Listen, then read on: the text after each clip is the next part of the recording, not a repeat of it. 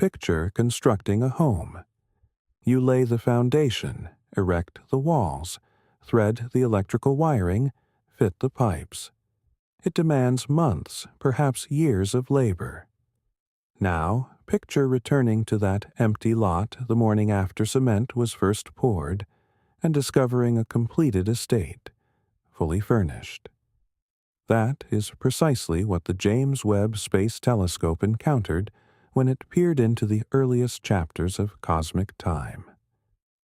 Galaxies that should have required billions of years to take shape were already present, entirely formed, chemically sophisticated within the first few 100 million years following the Big Bang. Objects so enormous and so intricate that no existing framework for cosmic history can generate them within the time that was available. And this is not a single measurement. It is hundreds of objects scattered across dozens of surveys, confirmed by separate research teams, all arriving at the same conclusion. The timeline humanity constructed for the universe simply does not function. The factories were operating long before anyone had applied for permits. What you are about to encounter is 3 years of accumulated evidence from the most capable telescope humanity has ever launched. Data drawn from X-ray observatories and surface-based instruments covering 11 billion years of cosmic history, and a growing argument that the standard model of cosmology is either lacking something essential or is fundamentally incorrect. It all began with a single image captured from 1 million miles away, aimed at a slice of sky no wider than a grain of sand. On July 12, 2022, NASA unveiled the first full-color photographs from the James Webb Space Telescope. The target was a region of sky no larger than a sand grain held at arm's length, centered on the galaxy cluster SMACS 0723. That single image contained thousands of galaxies stretching back across more than 13 billion years. Within hours, astronomers worldwide were retrieving the raw data files, and within days, some of them began encountering objects that defied explanation. JWST had been in development for a quarter century. Its total cost reached roughly $10 billion. Its primary mirror stretches 6.5 meters across, constructed from 18 hexagonal panels, each coated with a layer of gold thinner than a strand of human hair. The complete instrument sits behind a solar shield the scale of a tennis court, collapsed for liftoff and then gradually extended over 2 weeks as the telescope traveled toward its permanent station at Lagrange Point 2, a gravitational equilibrium roughly 930,000 miles from Earth, where it moves in synchronized orbit with our planet, perpetually facing away from the Sun. The telescope departed on Christmas morning, 2021 aboard an Ariane 5 rocket launching from French Guiana. It settled into its operational orbit on January 24th. 6 months of alignment and calibration followed. Engineers adjusted the 18 mirror segments to fractions of an RCD, infrared wavelength. The scientific instruments came online sequentially. NIR-CAM for near-infrared imaging, NIR-SPEC, equipped with a micro-shutter array capable of studying over 100 sources simultaneously, MIRI for mid-infrared wavelengths, each instrument designed to capture light stretched by cosmic expansion from visible into the infrared range. The mission carried a precise scientific mandate. JWST was engineered to study the earliest galaxies that emerged after the Big Bang. Cosmologists had devoted decades to modeling what those galaxies ought to resemble. Small, faint, elementary accumulations of hydrogen and helium gas, perhaps 100 million times the mass of our Sun at maximum. These forecasts originated from Lambda CDM, the standard cosmological model that has dominated the discipline for a quarter century. Lambda CDM describes a universe composed of roughly 5% ordinary matter, 27% dark matter, and 68% dark energy. It anticipates that galaxies assembled gradually, expanding through hierarchical merging across billions of years, beginning as diminutive seeds and slowly fusing into the vast architectures visible today. The inaugural deep field image was intended to validate this picture. Instead, the data revealed bright, concentrated sources at distances placing them within the first few 100 million years after the Big Bang. They were excessively luminous. Preliminary photometric estimates implied masses vastly exceeding anything the theoretical models permitted. Astronomers flagged these objects, reran every calculation, and arrived at the same answers. At that point, nobody panicked. Newly deployed telescopes invariably generated surprises in their initial data. Calibration uncertainties remained substantial. The photometric redshifts might be mistaken. The mass calculations rested on assumptions about stellar populations that might fail at such extreme distances. Every experienced astronomer recognized the protocol. Wait for spectroscopic confirmation before committing to any interpretation. The anomalies were logged, earmarked for additional study, and categorized as preliminary. But additional study did not dissolve the problem. Over the following months, as new surveys launched and additional sky regions were examined, the anomalies accumulated. They appeared in JADES, the most penetrating survey, in CEERS, in COSMOS Webb, the broadest survey. Independent teams operating different instruments examining different sky regions kept uncovering the same phenomenon. Objects in the early universe that were too massive, too luminous, and too structured to exist under any incarnation of the Standard Model. In February 2023, a team led by Ivo Labe at Swinburne University in Australia released the paper that transformed those scattered anomalies into a genuine scientific crisis.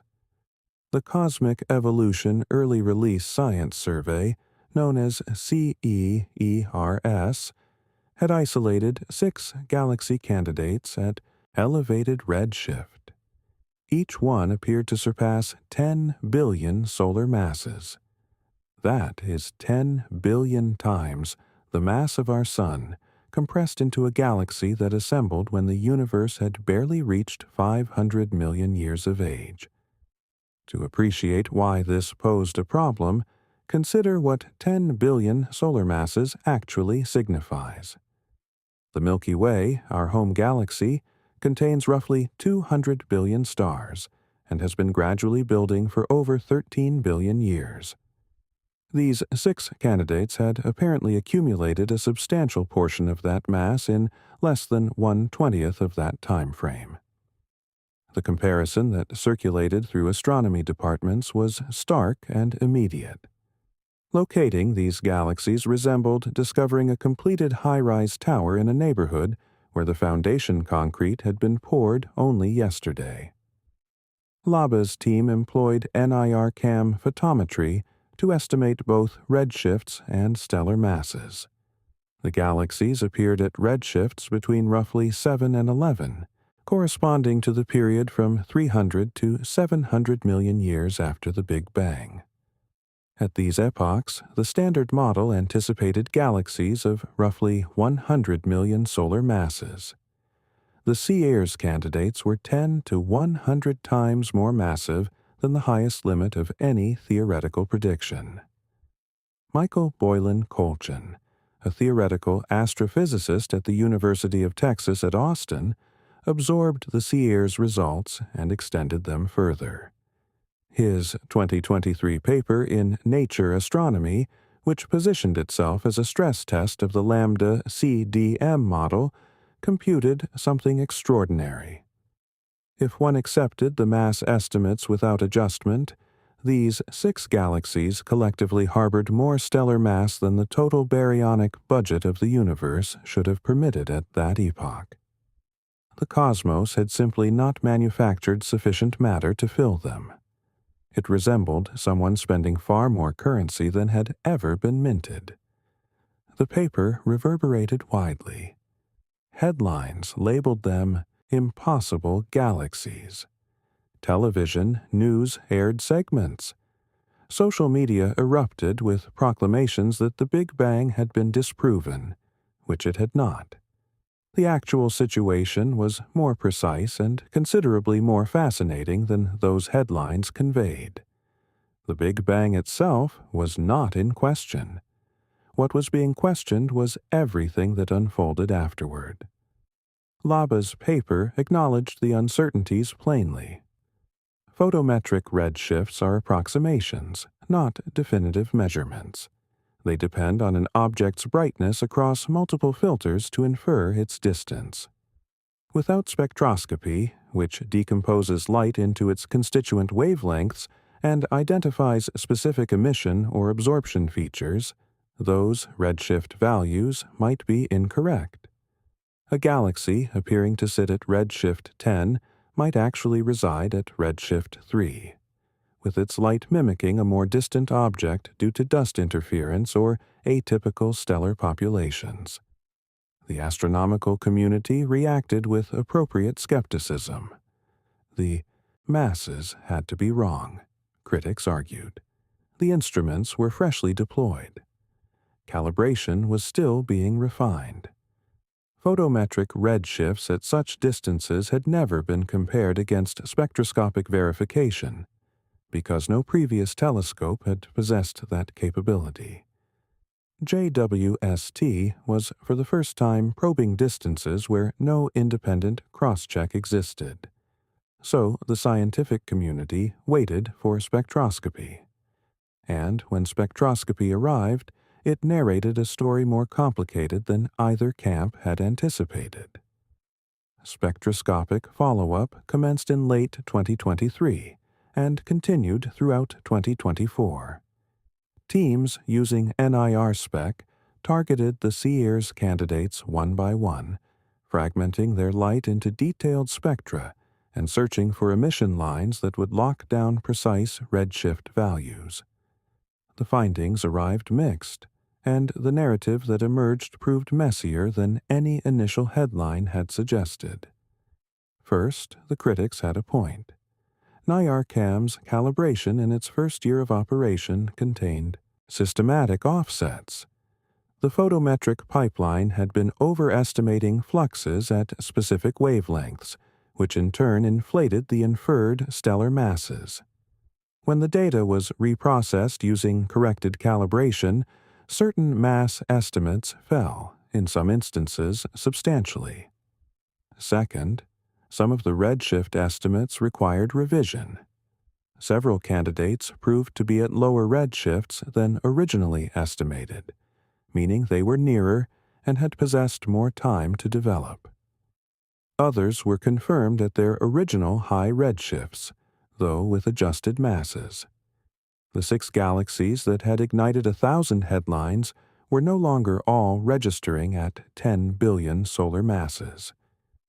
Media coverage moved on. The corrections generated a less compelling story. Galaxies somewhat less massive than initially believed generates no audience. The crisis, as far as mainstream coverage was concerned, had been resolved. Science had corrected itself. Everything was under control. Everything was not under control. The revised masses remained too elevated.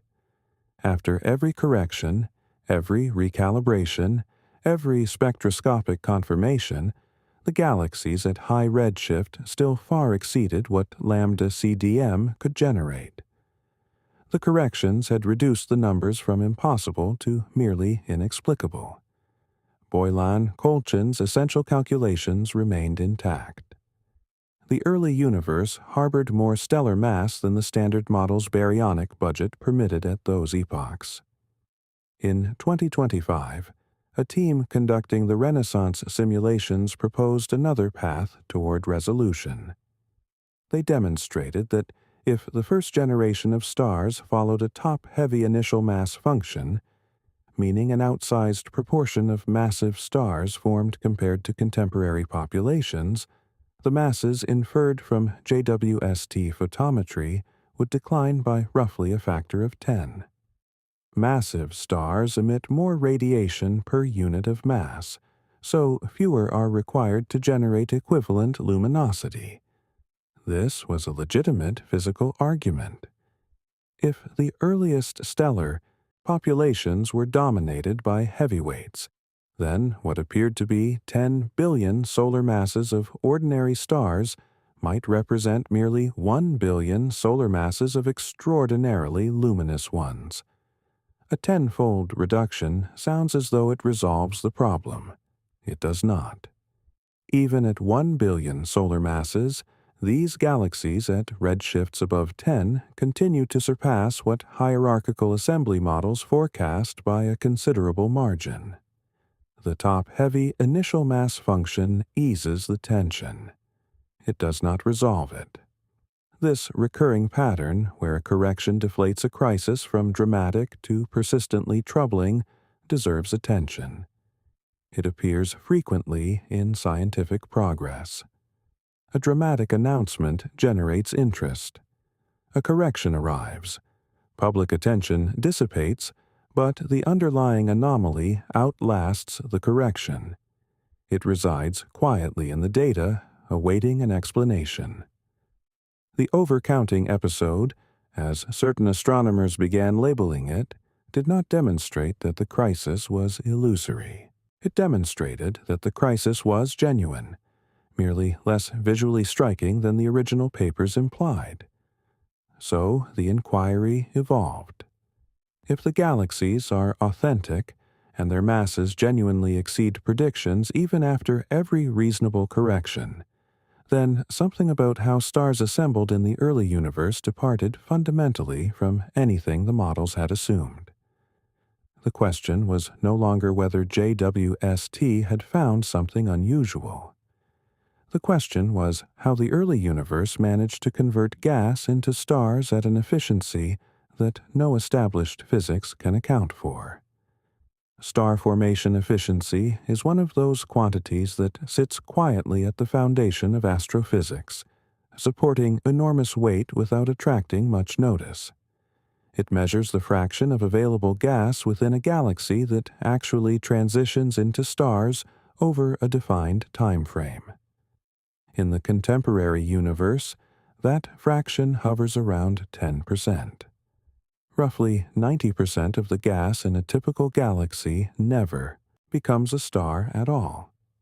The reason for this low efficiency is thoroughly understood. Stars form inside compact clouds of molecular gas collapsing under gravitational attraction. But the moment the first stars ignite, they push back. Radiation pressure from energetic young stars forces surrounding gas outward. Stellar winds excavate cavities throughout the cloud.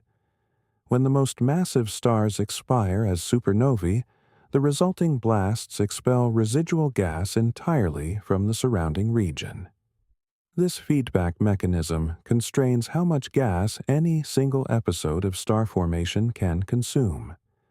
Internal turbulence within the cloud introduces additional resistance, obstructing large-scale coherent gravitational collapse. 10%. That has been the measurement wherever astronomers have investigated, across galaxies of varying sizes at varying distances in varying environments. It appeared to represent something approaching a universal constant of galactic physics. Then JWST discovered the blue monsters. Blue monsters are a category of galaxies identified in the CEERS and JADES surveys at redshifts above 10, corresponding to the first 400 million years following the Big Bang. They are minuscule. Their radii measure between 100 and 400 parsecs, translating to roughly 300 to 1300 light-years. For comparison, the Milky Way extends approximately 100,000 light-years. These galaxies are smaller than certain individual nebulae within our own galaxy, yet their ultraviolet output is extraordinary by any standard. Their UV spectral slopes, represented by the Greek letter beta, measure negative 2.5 or more extreme. This indicates stellar populations that are young and intensely hot, almost completely unobscured by dust. They appear blue because they are voraciously producing massive, short-lived stars that exhaust their fuel within a few million years. The stellar masses derived for blue monsters range from 100 million to 1 billion solar masses. Given their diminutive dimensions and the gas supply available at their epochs, the star formation efficiency required to produce these structures exceeds 50%. Some preliminary estimates from CIER's data approach 100%. Every available atom of gas converting into stars. No established physics accomplishes this. The feedback mechanisms that restrict efficiency to 10% in the modern universe should have been active in the early universe as well. If anything, the denser conditions of the primordial cosmos should have made feedback even more forceful. The gas was hotter, the radiation fields were more intense, and yet these galaxies were transforming gas into stars at 5 to 10 times the anticipated rate. Something suppressed the feedback cycle, or something dramatically accelerated gravitational collapse. Nobody has established what that mechanism was. The blue monsters elevated the stakes of the JWST anomalies from a question about mass to a question about mechanism. It was no longer sufficient to note that early galaxies were surprisingly large. Now the pressing question was how? How did physics operate differently during the first few 100 million years? And the blue monsters were not the only evidence that something foundational had shifted. JWST had also identified chemical signatures in the early universe that should have required billions of years to materialize, beginning with an element that has no business appearing at the dawn of cosmic time. In January 2024, a team led by Stefano Carniani confirmed the redshift of a galaxy designated JADES-GS-Z14-0, using approximately 10 hours of NIRS PEC spectroscopy. The confirmed redshift came in at 14.32. That established it as the most distant spectroscopically verified galaxy ever recorded, observed as it existed just 290 million years after the Big Bang. 290 million years. To place that in context, if you compressed the complete history of the universe into a single calendar year with the Big Bang, occurring at midnight on January 1st, JADES-GS-Z, 14-0 would materialize on January 8th. The galaxy existed during what cosmologists call the cosmic dawn, the epoch when the first sources of illumination were just beginning to switch on across a universe that had been dark since recombination.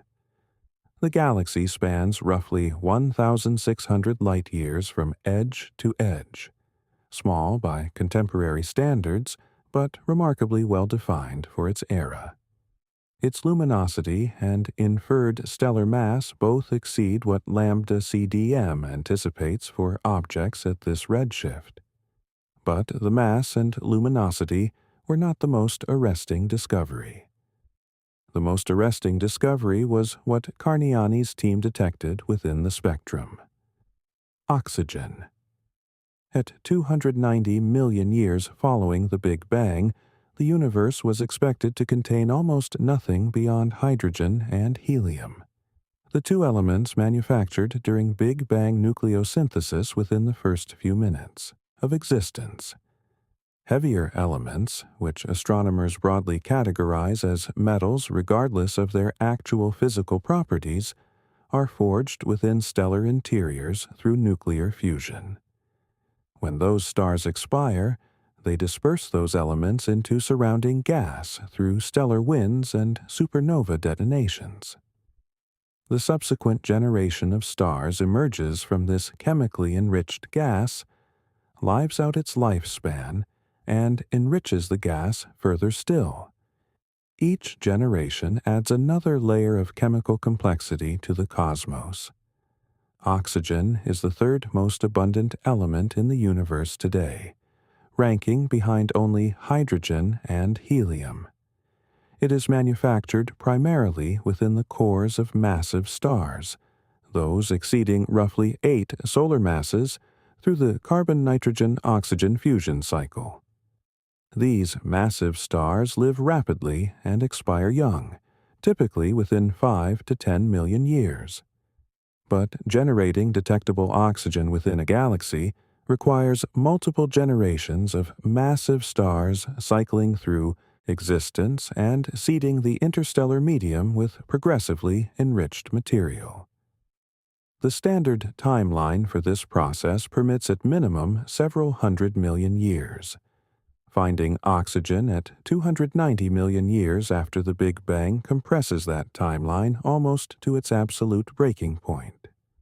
Certain models can barely accommodate it by invoking extraordinarily massive first-generation stars that formed immediately and perished within a few million years, enriching the gas for a rapid second and third stellar generation. But these models demand precisely the kind of elevated star formation efficiency that the blue monsters had already demonstrated was problematic, and they demand it even earlier in cosmic history. At higher redshifts, JD's GS Z14-0 held the distance record for nearly 2 years. During that interval, it became one of the most extensively studied objects in extragalactic astronomy. Research teams analyzed its morphology, its spectral energy distribution, its chemical abundances. Every analysis added detail to a picture that remained stubbornly resistant to explanation within the standard theoretical framework. Then, in January 2026, the record was shattered, and the galaxy that broke it proved even more difficult to explain, because it contradicted the models and the previous record holder simultaneously. The galaxy designated MOMS-Z14 was confirmed in January 2026 at a redshift of 14.44, edging past JADES-GS-Z 14-0 by a slim margin and claiming the title of the most distant galaxy ever recorded. The light from MOMS Z14 departed its source roughly 280 million years after the Big Bang, just 10 million years before the previous record holder. 10 million years is cosmologically negligible. At these redshifts, the difference between 14.32 and 14.44 corresponds to a razor-thin sliver of time that models can barely distinguish. What made MOMS Z14 truly remarkable was its dimensions, or rather its absence of them. JADE's GSZ 14-0 extends roughly 1,600 light-years. MOMS Z14 spans approximately 240 light-years, nearly 7 times smaller. Two galaxies occupying essentially the same moment in cosmic history, separated by an insignificant interval of time. And yet one is nearly an order of magnitude larger than the other. This outcome was not supposed to occur.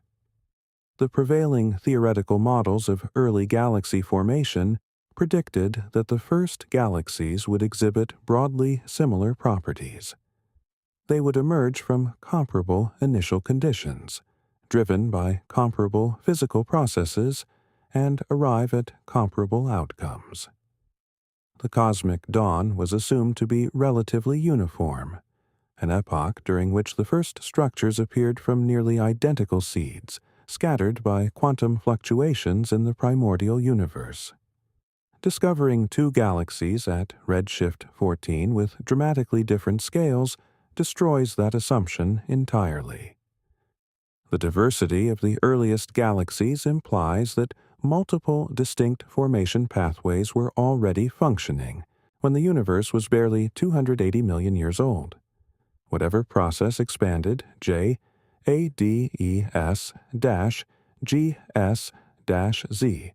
14-0 into a 1,600 light-year structure did not govern MOMS Z14, and whatever compressed MOMS Z14 into a 240 light-year package did not influence its cosmic neighbor at essentially the same epoch.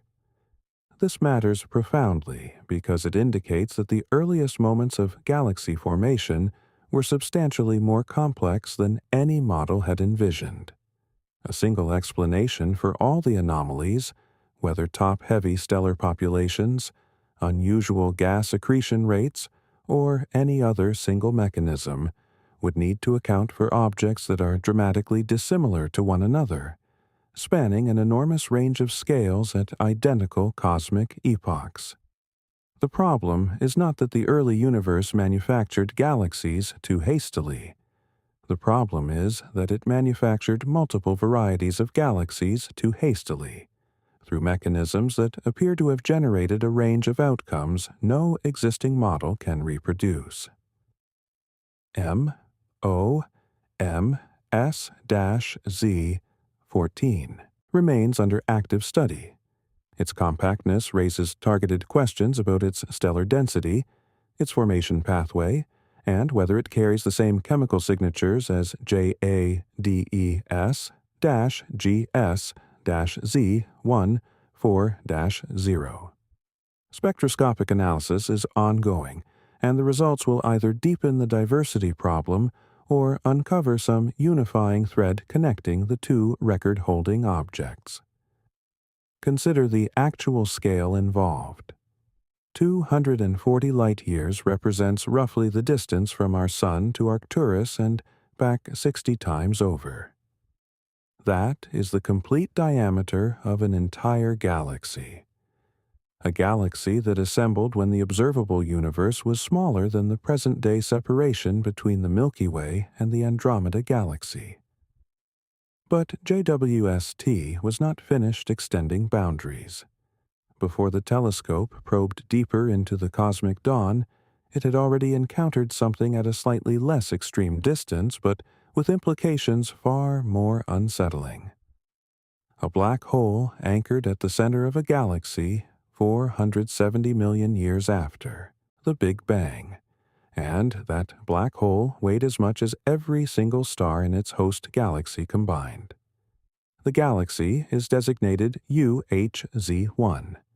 It occupies a redshift of approximately 10.1, placing it 470 million years after the Big Bang. JWST did not observe it through direct line of sight. UHZ1 sits behind galaxy cluster Abell 2744, one of the most gravitationally massive clusters ever catalogued. The cluster's gravity warps surrounding spacetime, functioning as a natural amplifying lens. This is gravitational lensing, originally predicted by Einstein and now routinely exploited to examine objects too remote or too faint for direct telescopic observation. Abell 2744 magnified the light from UHZ1 by approximately a factor of 4. JWST's infrared detectors identified the lensed galaxy, but identification was only the preliminary step. The pivotal observation was contributed by Chandra, NASA's X-ray Space Observatory, which has been operating continuously since 1999. Chandra stared at the same region of sky for more than 2 weeks without interruption, accumulating photon by photon a faint X-ray signal from an object whose light had traversed 13.2 billion years to reach the detector.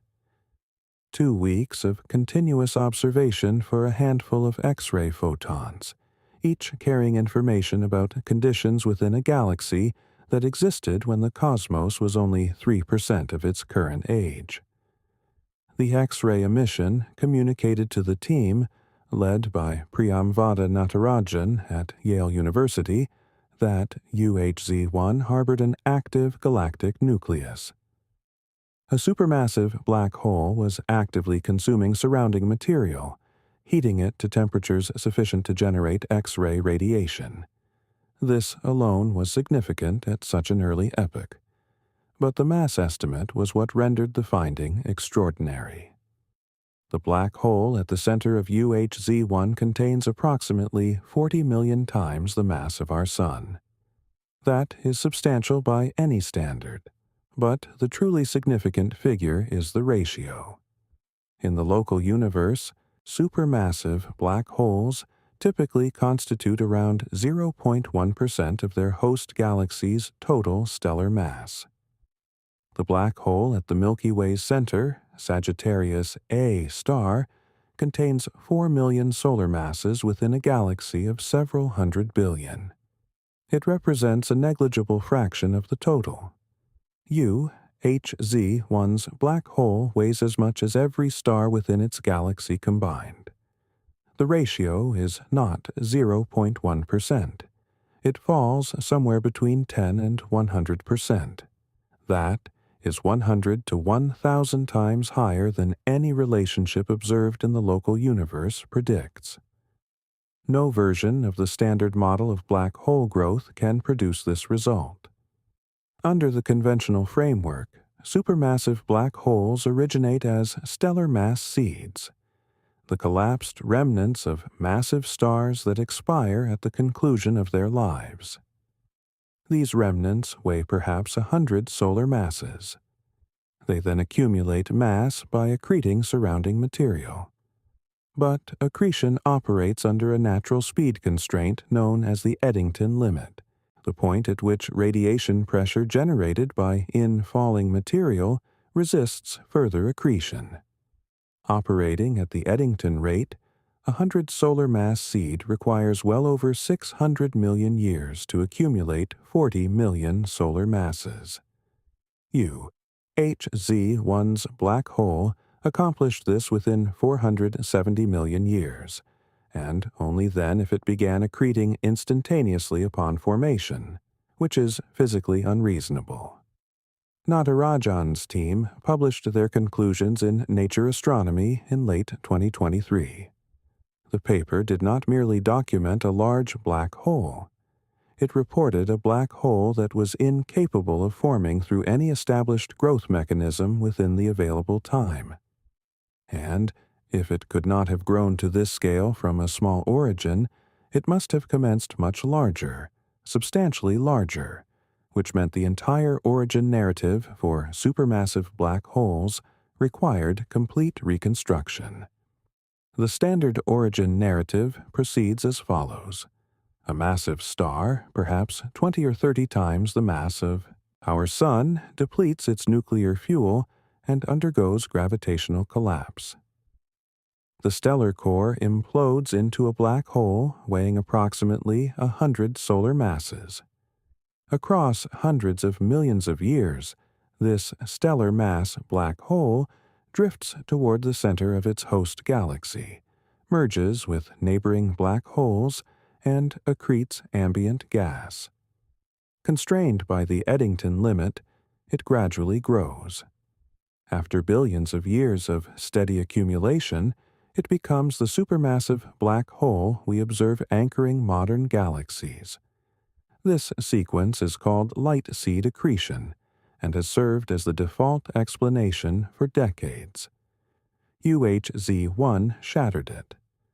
40 million solar masses accumulated in 470 million years, starting from 100 solar mass seed, is mathematically impossible within the Eddington constraint. Even allowing for occasional episodes of super-Eddington accretion, in which the black hole temporarily exceeds its theoretical feeding threshold, the arithmetic does not balance. that volume of mass, cannot accumulate that rapidly from such a modest starting point. Natarajan's team proposed an alternative pathway. In the very earliest cosmos, before any stars had ignited, vast primordial gas clouds existed that were entirely devoid of metals. Metals are critical to stellar formation because they enable gas to radiate heat efficiently. Without metals, that cooling process operates poorly, and the gas cloud fails to fragment into smaller structures the way metal-enriched gas routinely does. Instead, the entire cloud can collapse coherently under its own gravity. If the cloud is sufficiently massive and no fragmentation interrupts the process, the outcome is not a star. It is a black hole. This is the direct collapse black hole model, sometimes called the heavy seed scenario. Rather than beginning at 100 solar masses and growing incrementally, these black holes start at 10,000 to 100,000 solar masses. A heavy seed of 100,000 solar masses, accreting at the Eddington rate from the moment of its birth, can reach 40 million solar masses within the time available before UHZ-1's observed epoch. The mathematics function, but the heavy seed model carries an implication that inverts the conventional relationship between black holes and galaxies. Under the standard framework, galaxies form first and black holes develop within them. Under the direct collapse scenario, the black hole forms first. The host galaxy assembles afterward from leftover gas and material orbiting the original seed. The black hole is not a passenger within its galaxy. It is the architectural foundation. This would account for the anomalous mass ratio in UHZ-1. If the black hole existed before the galaxy, and the galaxy is still taking shape around it, then at early cosmic times, the black hole would dominate the total mass budget. Across billions of subsequent years, as additional gas streams in and further stars are born, the galaxy would gradually surpass the black hole. The ratio would eventually settle toward the 0.1% observed in the local universe. The ratio is not anomalous at all. It is a snapshot of a galaxy still under active construction. Natarajan had been developing the heavy seed theory for over 15 years, long before JWST's launch. The telescope did not inspire the theory. It provided the first observational evidence that was fully consistent with it. UHZ-1 is precisely the kind of object the direct collapse model anticipates. An excessively massive black hole residing within an undersized galaxy at high redshift. If black holes preceded their galaxies, the architecture of the early universe bore no resemblance to what the standard model assumed. And JWST had identified an entire population of objects that may represent the enclosures where this process unfolded. Objects that correspond to nothing catalogued in any archive, textbook, or cosmological simulation. Beginning in 2022, astronomers processing JWST survey data began flagging compact red sources that resisted any established classification. They were compressed, either unresolved or barely resolved even within JWST's precise infrared imaging. They appeared red. Their spectral energy distributions peaked at extended wavelengths, and they were plentiful, distributed throughout every deep field the telescope examined. The initial assumption seemed straightforward. Small red sources in deep infrared imaging are typically distant galaxies reddened either by dust absorption or by the cosmological stretching of their light known as redshift. Astronomers cataloged them for later study and redirected attention toward higher priority targets. By 2024, spectroscopic follow-up had commenced, and the little red dots, as the community informally designated them, proved to be something entirely unexpected. Their spectra revealed characteristics consistent with active galactic nuclei. Each one apparently housed an actively feeding supermassive black hole, yet their physical dimensions were aberrant. Each measured less than 1,000 light-years across. For a galaxy hosting an active supermassive black hole, that is absurdly compact. Most AGN host galaxies in the local universe span tens of thousands of light-years across their full extent. By 2025, 341 little red dots had been cataloged throughout multiple survey fields. They are concentrated between redshifts 5 and 10, corresponding to a window spanning roughly 500 million to 1 billion years following the Big Bang. Their AGN number densities, meaning the count of active black holes per unit volume of space, exceed the predictions of every existing model by a factor of 50. 50 times more active black holes than any simulation ever produced. Then they vanish entirely. Below redshift 5, little red dots cease to exist. No counterpart appears anywhere in the local universe. No recognized category of galaxy, AGN, or compact object in the nearby cosmos matches their observed properties. An entire population of objects materialized, persisted across roughly 2 billion years of cosmic time, then ceased to exist without producing any identifiable descendants. 341 objects that correspond to nothing known. That fact alone would establish the little red dots as one of the most consequential discoveries in extragalactic astronomy. But the Rubies survey, which studied these objects in systematic detail throughout 2024, identified something within one of them that elevated the mystery from strange to genuinely inexplicable. The Rubies team examined a particular little red dot at redshift 3.55 and analyzed its spectrum with precision. What they identified was a Balmer break, a sharp luminosity decline at a specific wavelength produced by hydrogen atoms absorbing photons of particular energies. Balmer breaks are among the most thoroughly understood spectral features in all of astronomy. They function as diagnostic instruments, informing astronomers about the age, temperature, and chemical composition of a stellar population. Astrophysicists have been deploying Balmer breaks to characterize galaxies for decades. This Balmer break matched nothing in any existing catalog. Not a galaxy template, not a standard AGN spectrum, not a quasar, not any combination of recognized sources.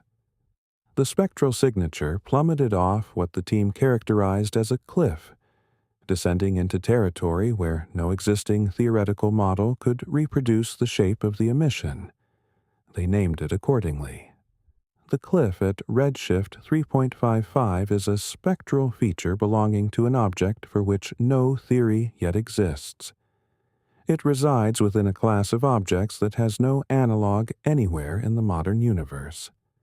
And a researcher at Pennsylvania State University was preparing to stake his professional reputation on an explanation that had never appeared in any scientific textbook. Joel Leja is an astrophysicist at Penn State who had spent years studying the spectral properties of galaxies across cosmic history. In September 2024, he proposed an explanation for the little red dots that departed entirely from every existing classification scheme. The little red dots, Leja argued, are not galaxies at all. They represent something that has never been observed in any previous survey. He called them black hole stars. The concept operates as follows. In the primordial universe, a massive cloud of pristine gas collapses directly into a black hole via the heavy seed mechanism that Natarajan had described for UHZ1. Rather than the surrounding gas immediately accreting onto the black hole or dispersing into surrounding space, a substantial gaseous envelope persists around the newly formed black hole. The black hole heats this envelope from within through radiation emanating from its accretion disk. The energized gas begins to glow, radiating light across a broad spectrum of wavelengths. From a distance, the object presents the appearance of a galaxy. It exhibits the luminosity of billions of stars. It is compact and it appears red, but it contains no collection of stars. It is a solitary black hole enveloped in a cocoon of superheated gas. A black hole star would simultaneously resolve several anomalous properties of the little red dots. Their extreme compactness becomes entirely natural. There is no extended galaxy present. There is only a gaseous cocoon, which can measure as little as a few hundred light-years across. The peculiar spectral signatures, including the cliff feature, become interpretable as emission from a heated gaseous envelope, rather than from any stellar population. No template derived from stellar populations can match the spectrum because no stellar population is present. The Balmer break is generated by hydrogen atoms within the cocoon, not within the photospheres of billions of individual stars distributed across a galaxy. The vanishing act also acquires a natural explanation. Gas, cocoons are transient structures by nature. Over time, the black hole either accretes the remaining gaseous envelope or radiation pressure disperses it into surrounding space. Once the cocoon dissipates, what persists is a bare, supermassive black hole. Without the glowing envelope, the object becomes completely invisible at optical and near-infrared wavelengths. It remains present in space. It has simply ceased emitting radiation that JWST can detect. The little red dots did not perish. They shed their cocoons and transitioned into darkness. If Leja is correct, 341 objects identified in JWST data represent a phase of black hole evolution that nobody had previously theorized, or rather that the data itself forced theorists to invent. An entire category of astrophysical object visible exclusively during a brief window of cosmic time, entirely absent from every prior model and textbook in the field. The implications reach beyond mere classification. If these structures are black hole cocoons, then supermassive black holes in the early universe were even more prevalent than the already elevated AGN densities suggest. Every little red dot is a direct collapse black hole in its chrysalis stage. Leja's hypothesis remains unconfirmed. Spectroscopic tests are actively underway. The theory generates specific predictions about emission line ratios and spectral morphologies that can be evaluated against the accumulated data. Confirmation would necessitate eliminating every competing explanation for the little red dots, and several alternatives still contend for consideration. But the black hole star concept was not the most audacious proposal on the table. A separate team had been developing a theory that ventured even further, suggesting that some of the most distant objects JWST detects are individual stars of nearly inconceivable scale, sustained by a fuel source that physics has never directly observed: dark matter. The concept originated with Catherine Freese at the University of Texas at Austin in 2007, years before JWST was even launched.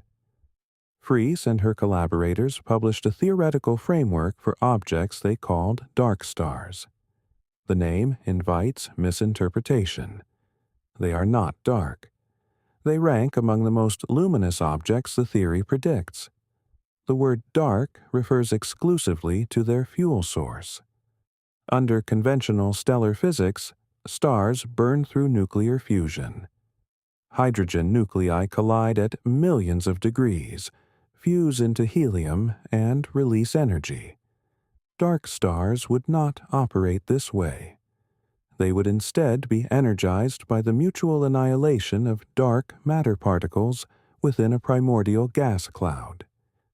Dark matter constitutes roughly 27% of the total energy content of the universe. It has never been directly detected. No instrument has ever captured a dark matter particle, yet its gravitational influence is measurable across the observable universe. Galaxies rotate too rapidly for the visible matter they contain to explain.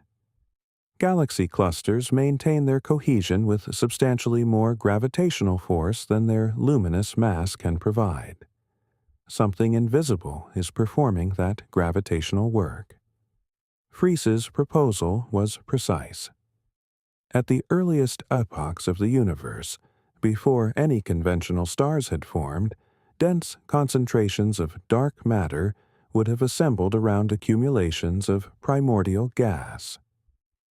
If dark matter is composed of particles capable of annihilating upon mutual collision, a property that several leading theoretical candidates predict, those annihilations would inject energy directly into the gas cloud. Sufficient energy to heat the cloud. Sufficient energy to prevent it from contracting into an ordinary star. Instead of a compact, hot object powered by nuclear fusion, an enormous object would emerge. A solitary star potentially 1 million times the mass of our Sun, as luminous as an entire galaxy. Here is where JWST enters the equation. When astronomers direct the telescope toward the most remote objects in the observable universe, they detect bright, compact sources at extreme redshifts.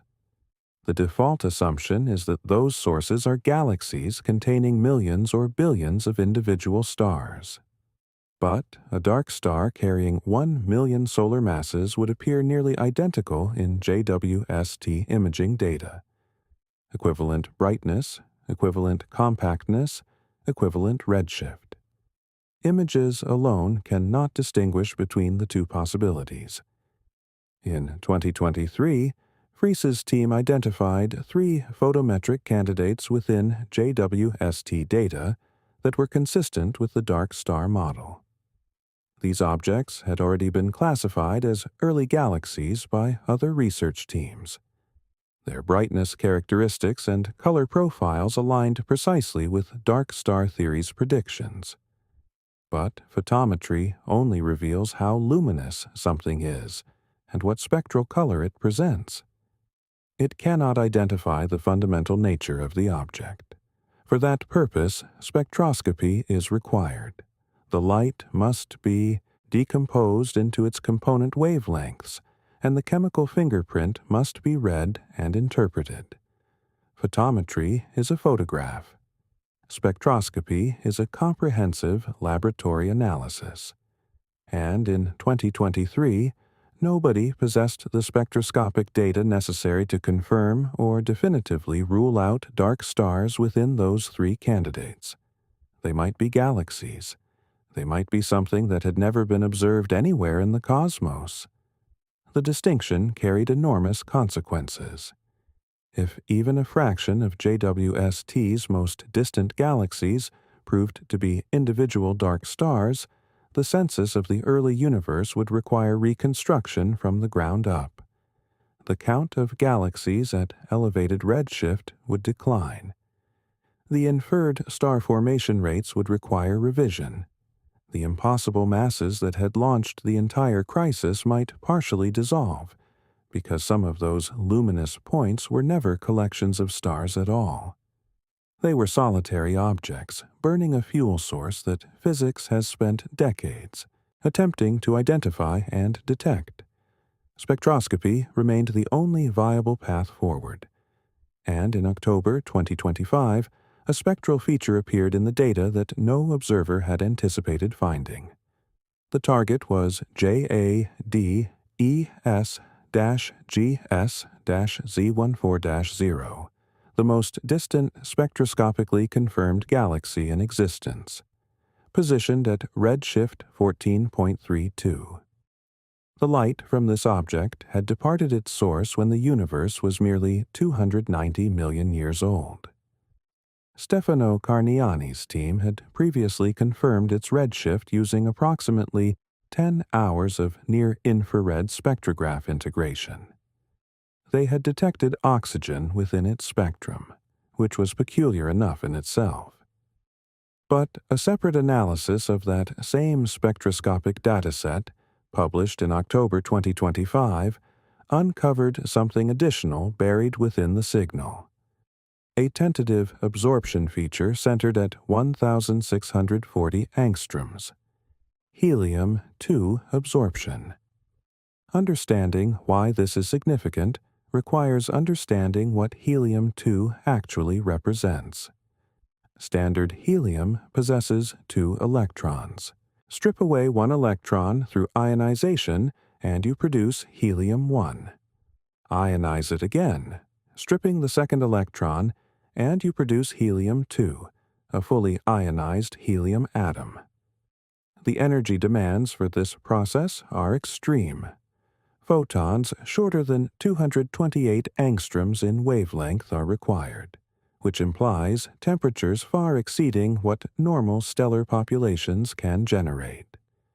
In the contemporary universe, helium-2 emission is found only near the most energetically violent objects, quasars, Wolf-Rayet stars, active galactic nuclei. But at redshift 14, a mere 290 million years after the Big Bang, none of those source categories should yet exist. Stars at this epoch would have been predominantly hydrogen-burning, incapable of generating the hard ultraviolet radiation necessary to doubly ionize helium atoms.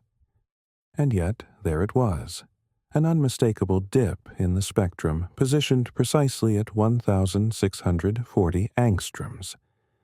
The dark star model predicts exactly this spectral signature. The extreme interior, temperatures produced by dark matter annihilation within a supermassive dark star would naturally generate hard ultraviolet radiation fully capable of ionizing helium twice over. A dark star of several 100,000 solar masses would exhibit helium-2 absorption at precisely this wavelength. The detection is tentative. The signal-to-noise ratio hovers around 2, which in astronomical practice means the feature is visible but not statistically robust enough to constitute a confident claim.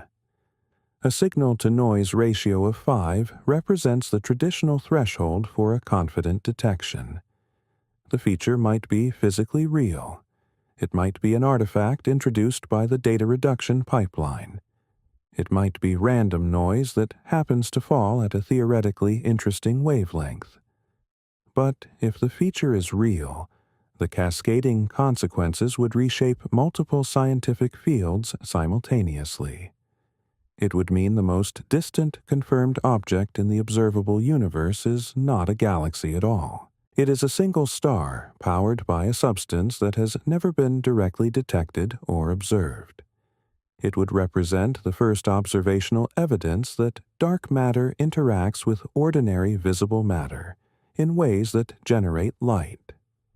27% of the universe's total energy content caught for the first time exerting influence on the objects we can directly observe. It would also imply that an unknown portion of other bright, compact, high redshift objects within JWST data might be dark stars that have been misidentified as galaxies. The early universe's complete population census could be fundamentally and irretrievably wrong.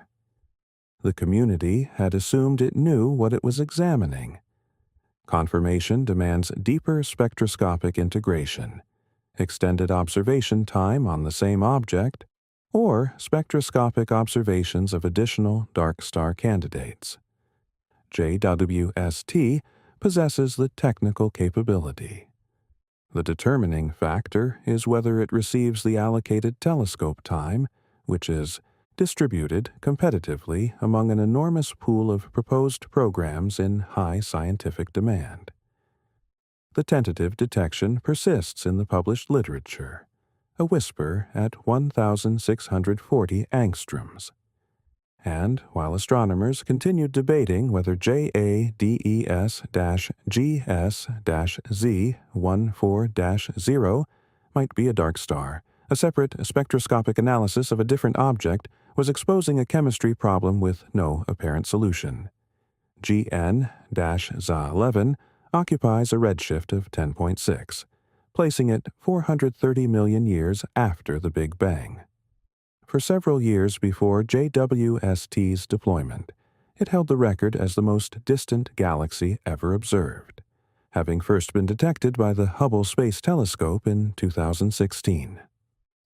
JWST directed its instruments toward GN-Z11 in 2023, and Roberto Maiolino's team at Cambridge employed the near-infrared spectrograph to dissect its light with previously unachievable precision.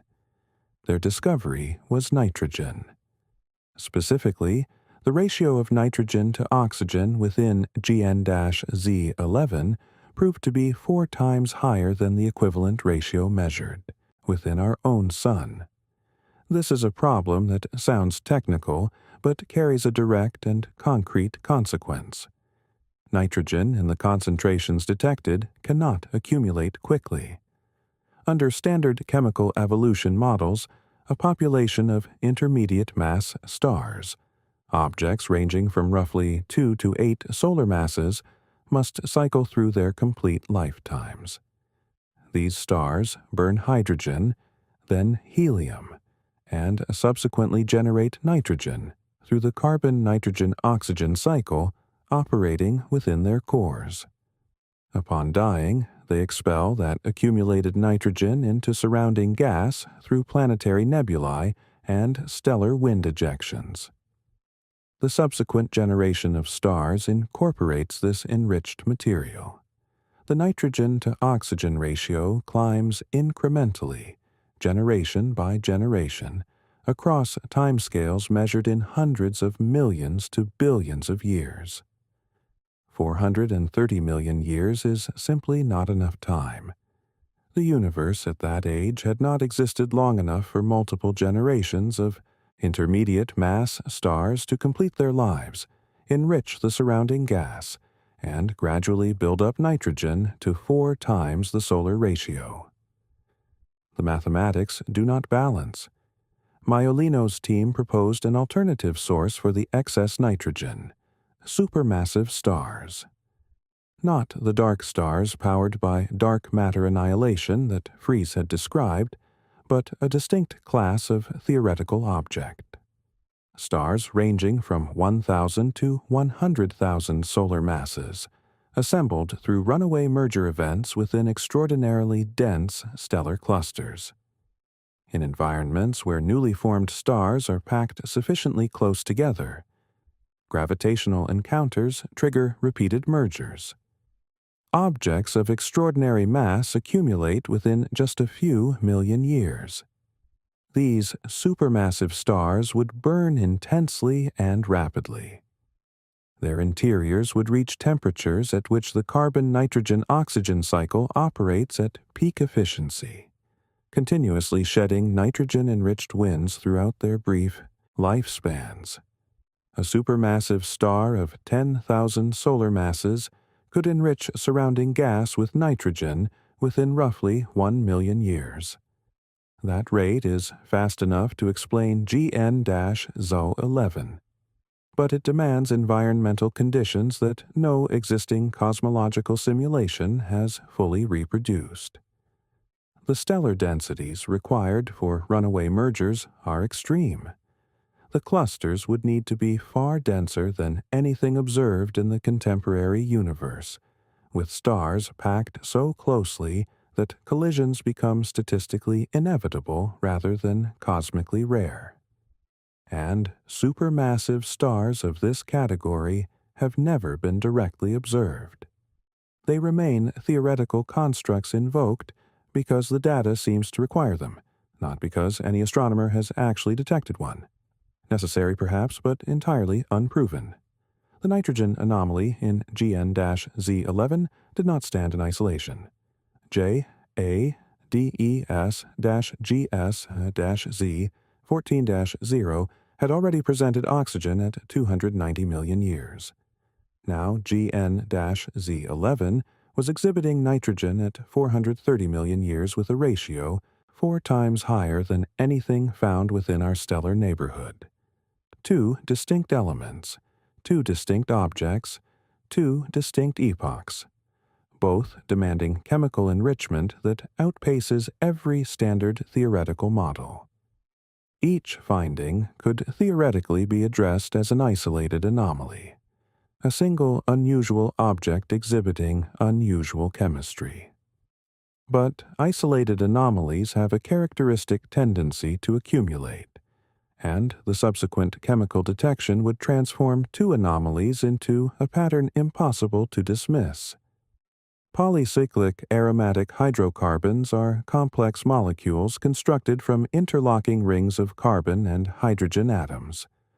The name is technically elaborate, but the material itself is entirely common.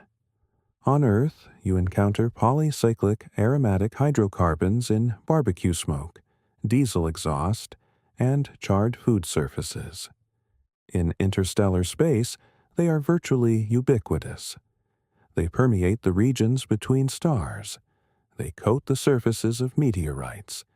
They are so abundantly distributed throughout the Milky Way that their spectral signatures appear in nearly every observation of the interstellar medium. Astronomers understand well how polycyclic aromatic hydrocarbons form.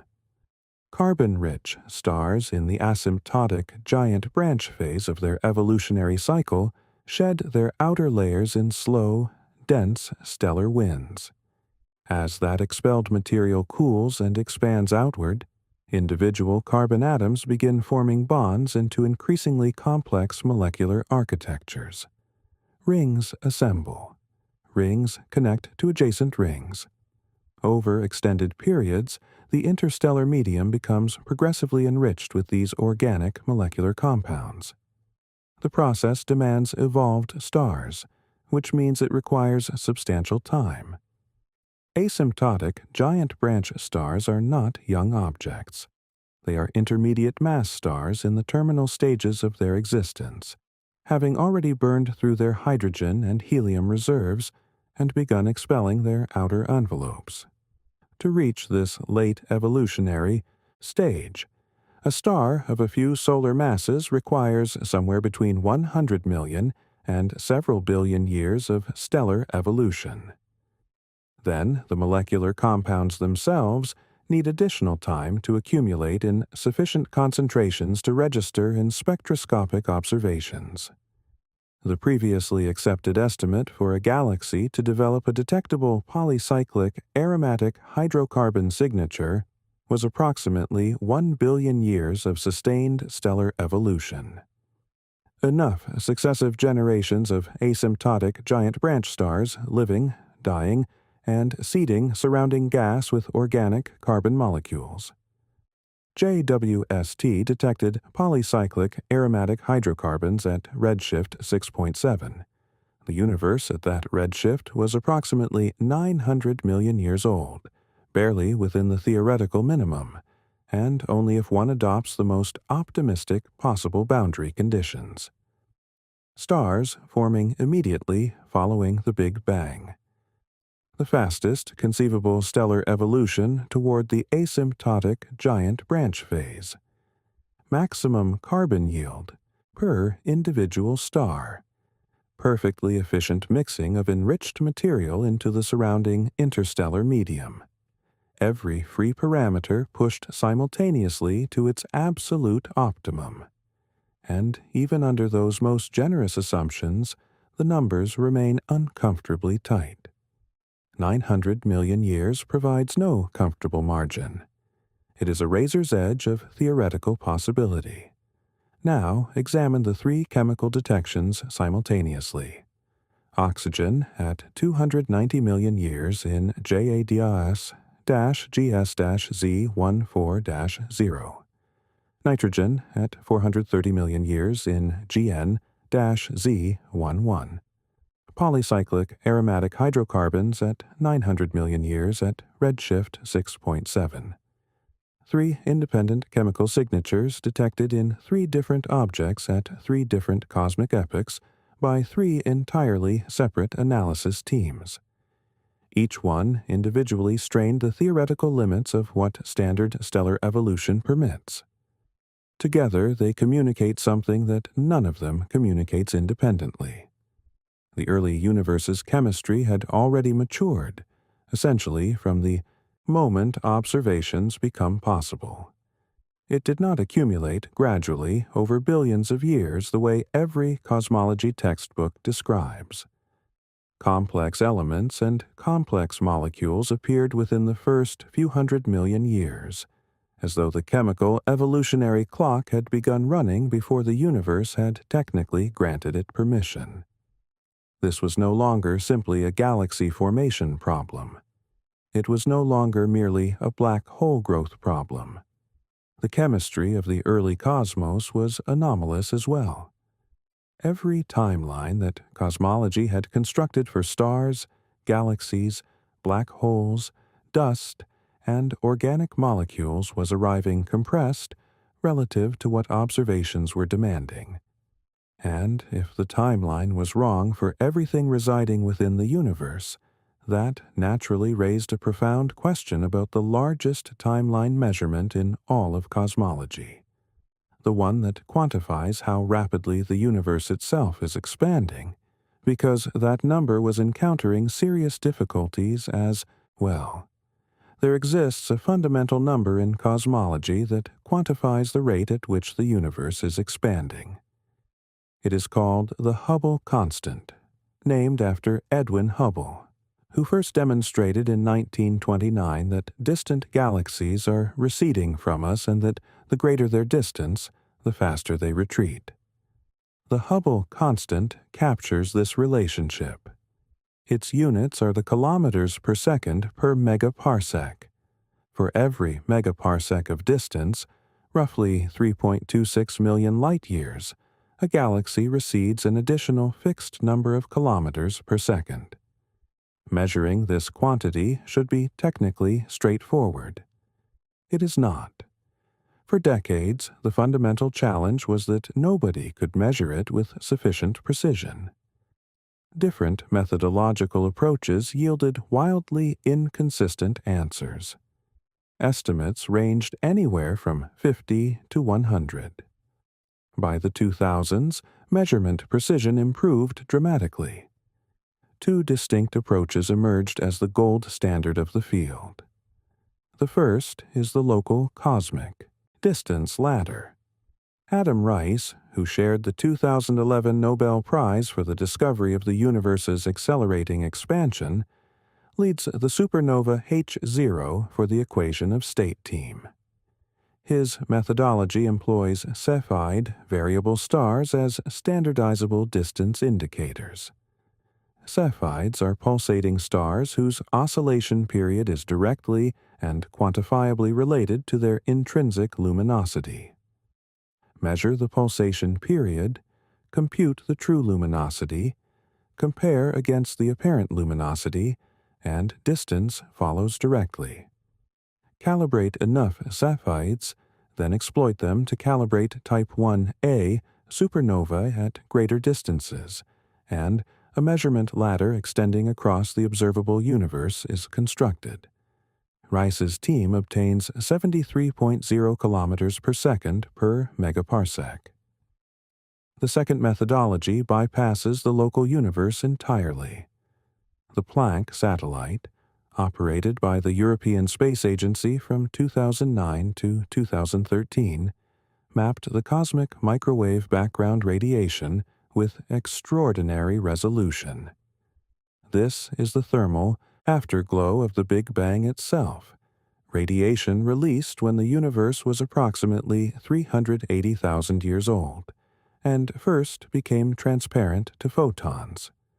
By analyzing the precise pattern of temperature fluctuations embedded in that radiation, physicists can derive a prediction for what the Hubble constant should measure today, given that the standard cosmological model is correct. Planck obtains 67.4. 73 versus 67.4 represents an 8% discrepancy. For years, the prevailing assumption was that one of these measurement approaches must harbor a systematic error. Perhaps the Cepheid distances contained inaccuracies. Perhaps interstellar dust was distorting the light measurements. Perhaps stellar crowding within distant galaxies was corrupting the brightness measurements. The Hubble Space Telescope's angular resolution was limited, and within distant galaxies, individual Cepheid stars could blend with neighboring stellar populations, inflating their apparent brightness and systematically skewing derived distances. This was a scientifically reasonable concern. JWST eliminated it. The telescope's superior infrared instrumentation and dramatically improved angular resolution could resolve individual Cepheid stars within galaxies where Hubble had detected only unresolved blurs. Rees's team reobserved identical Cepheid fields using JWST and compared the results directly. The mean photometric discrepancy between Hubble and JWST Cepheid measurements was 0.03 magnitudes. To explain the tension between 73 and 67.4 through systematic calibration error alone, a systematic offset of 0.18 magnitudes would be required. The observed discrepancy is 6 times smaller than what critics needed. JWST independently confirmed the local distance ladder measurement at 72.6 plus or minus 2.0. The Hubble tension is physically real. It is not a calibration artifact. It is not instrumental noise. 2 of the most precise measurements in the entire history of physics, measuring the same physical quantity, disagree at 5 sigma statistical significance. Then, an enormous ground-based instrument positioned in the Arizona desert made the situation more complex. Wendy Friedman has invested decades attempting to adjudicate this dispute.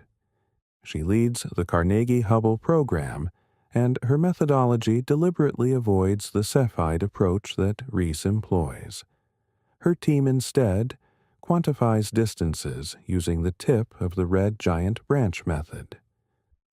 Red giant stars, at the specific phase in their evolution when helium ignition commences in their cores, all attain nearly identical peak luminosity.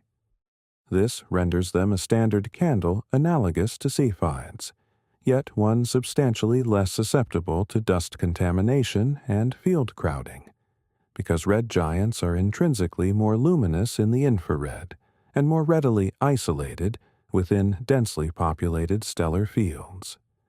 Friedman's result falls somewhere between 69 and 72 kilometers per second per megaparsec, positioned between Rice and Planck.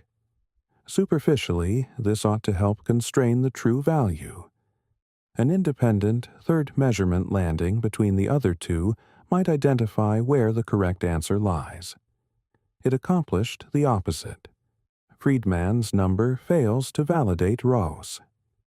If the tip of the red giant branch method is genuinely more reliable than Cepheids, then the local Hubble constant is lower than 73, implying that Ross harbors an unidentified systematic error. But Friedman's number equally fails to validate Planck. The range 69 to 72 still exceeds 67.4 by a statistically significant margin. The cosmic microwave background prediction remains too low. Instead of two competing factions, there are now three. Each team has devoted years to refining and defending their respective methods. Each team points to unresolved systematic errors within the competing approaches. JWST contends the Cepheid calibration is robust, and that JWST has demonstrated it. Friedman argues her method is cleaner, more direct, and less assumption-dependent. Planck's team maintains that the cosmic microwave background measurement is the most foundational because it relies on well-understood physics rather than on chains of local distance calibrations that can fail through 100 subtle pathways. The disagreement transcends scientific methodology. Careers have been constructed around these measurements. Research grant funding flows toward teams that can claim the most precise and reliable values. Tenure determinations, conference invitations, and publication prestige all ride on whose number ultimately proves correct. Acknowledging a systematic error would mean conceding that years of painstaking work contained a flaw that the entire team failed to detect and correct. Nobody offers that concession voluntarily. The institutional pressures are genuine and they impede resolution. But beneath the professional politics, a deeper scientific question persists. What if none of the measurements are simply wrong? What if 73 and 67.4 and 69 to 72 all represent accurate measurements, each capturing the expansion rate at a different cosmic epoch or through a different physical measurement pathway, and the reason they fail to agree is not measurement error, but rather that the theoretical model connecting them is fundamentally incomplete. The standard cosmological model, lambda cold dark matter, predicts a specific and unique relationship between the early universe's expansion rate and the expansion rate we measure today. If that model is correct, the cosmic microwave background value and the local measurement must converge. They do not. If the model is incomplete, they would not necessarily need to agree, and the disagreement would not represent an error requiring correction. It would constitute evidence, direct evidence that something essential about the bridge connecting the early universe to the late universe is absent from the governing equations. The Hubble tension persisted in this unresolved state for years. Both camps deepened their commitments. JWST fortified the local measurement. Planck held firm on the early universe value. The gap remained. Then, in March 2024, a different instrument generated data suggesting that the theoretical bridge between early and late universe might indeed be fundamentally broken in a way nobody had anticipated or predicted. The Dark Energy Spectroscopic Instrument is housed at the Mayall Telescope on Kitt Peak in southern Arizona. It is not a space observatory.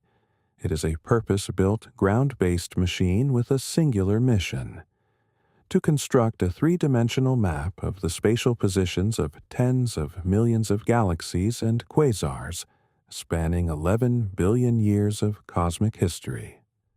Its observational system is built around 5,000 individually controllable robotic fiber optic positioners, each capable of independently targeting a distinct astronomical object within the telescope's field of view. Within a single exposure, it simultaneously captures spectra from 5,000 separate galaxies. Over its planned 5-year survey lifetime, it will map roughly 40 million objects, assembling the most detailed and comprehensive record of the universe's expansion history ever constructed. The physical phenomenon it measures is the baryon acoustic oscillation signal. During the first few 100,000 years following the Big Bang, sound waves propagated through the hot plasma that filled the early universe. When that plasma cooled sufficiently and the universe transitioned to transparency, those sound waves froze in position, imprinting a characteristic preferred separation scale into the three-dimensional distribution of galaxies. This characteristic scale functions as a calibrated cosmic measuring rod. By measuring how this scale appears across different cosmic redshifts, scientists can reconstruct in detail how the universe has expanded throughout its history. In March 2024, the instrument publicly released its Year 1 scientific results. The team had mapped approximately 6 million galaxies and quasars accumulated during the survey's first operational year. When they fitted those measurements to a cosmological model, an unanticipated result emerged. The dark energy equation of state parameter, designated W, returned a value of negative 0.752 plus or minus 0.057. Within the standard lambda cold dark matter model, this parameter should equal exactly -1. A value of -1 means dark energy operates as a cosmological constant, invariant in space and time. It maintains identical strength everywhere and at every moment, from the universe's origin to its ultimate fate. Albert Einstein first introduced it in 1917, and later characterized it as his greatest conceptual mistake. In 1998, two independent research teams simultaneously discovered that the cosmic expansion is accelerating, and the cosmological constant was rehabilitated as the most natural explanation for that acceleration.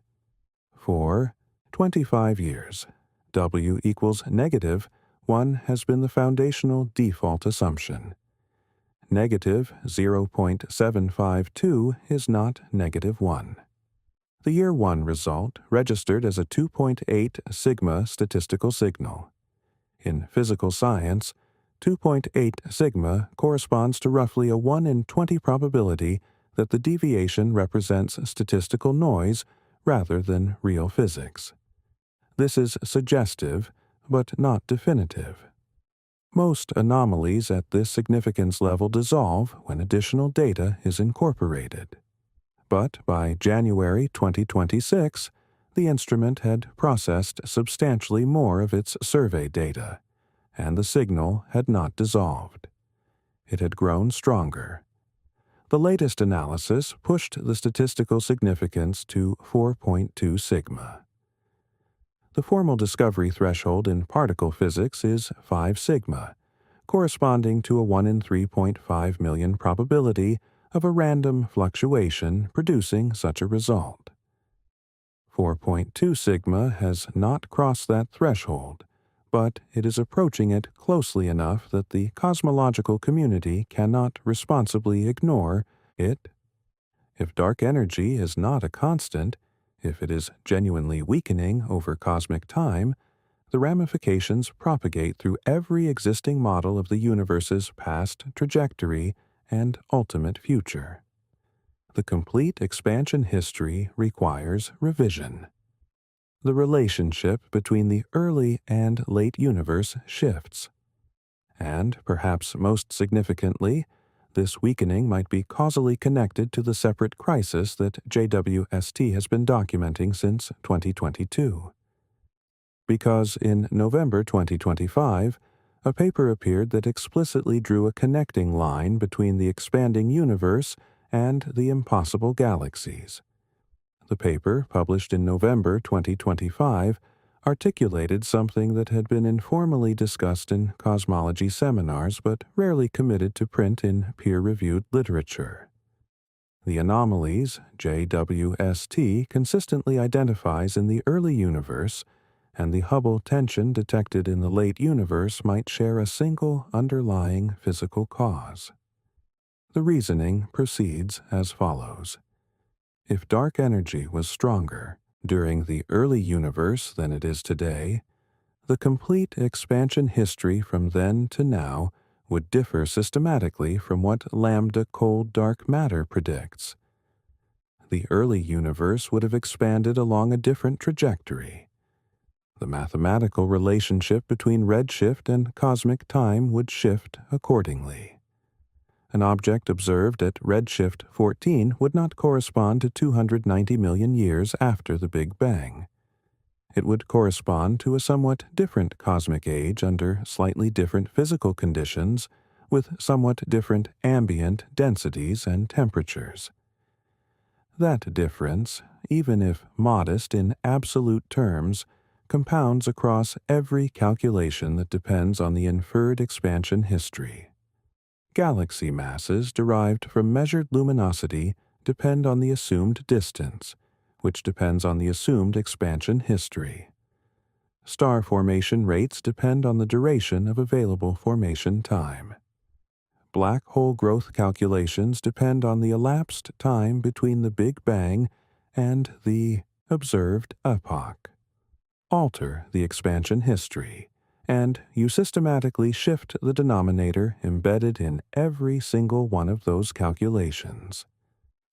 The paper exploited the dark energy spectroscopic instrument's evolving dark energy parameter measurements to construct an alternative expansion model designated WACDM.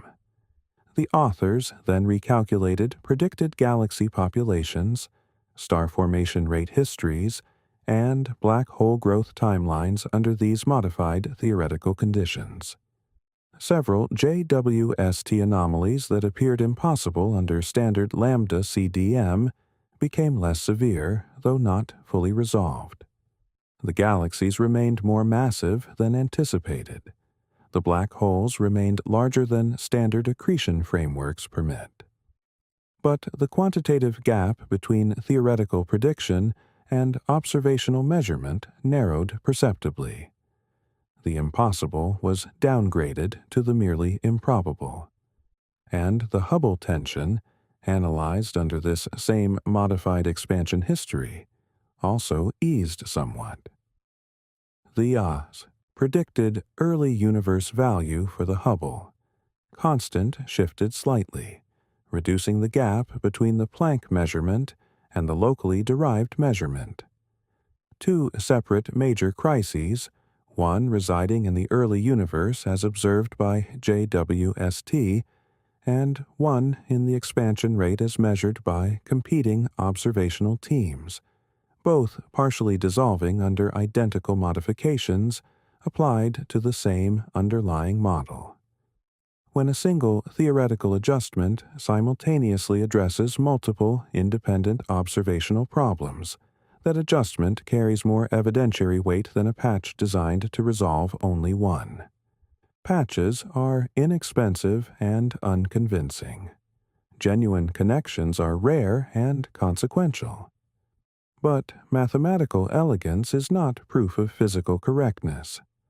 The modified model introduces new, freely adjustable parameters.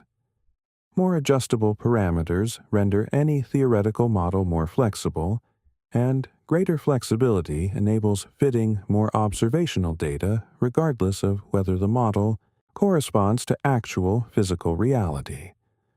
Critics identified this problem immediately and raised it publicly. You can always improve agreement between theory and data simply by adding additional adjustable knobs. The decisive question is whether those adjustable parameters represent genuine, physically meaningful quantities.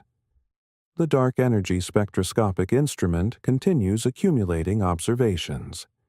Its complete 5-year survey will not conclude until approximately 2026.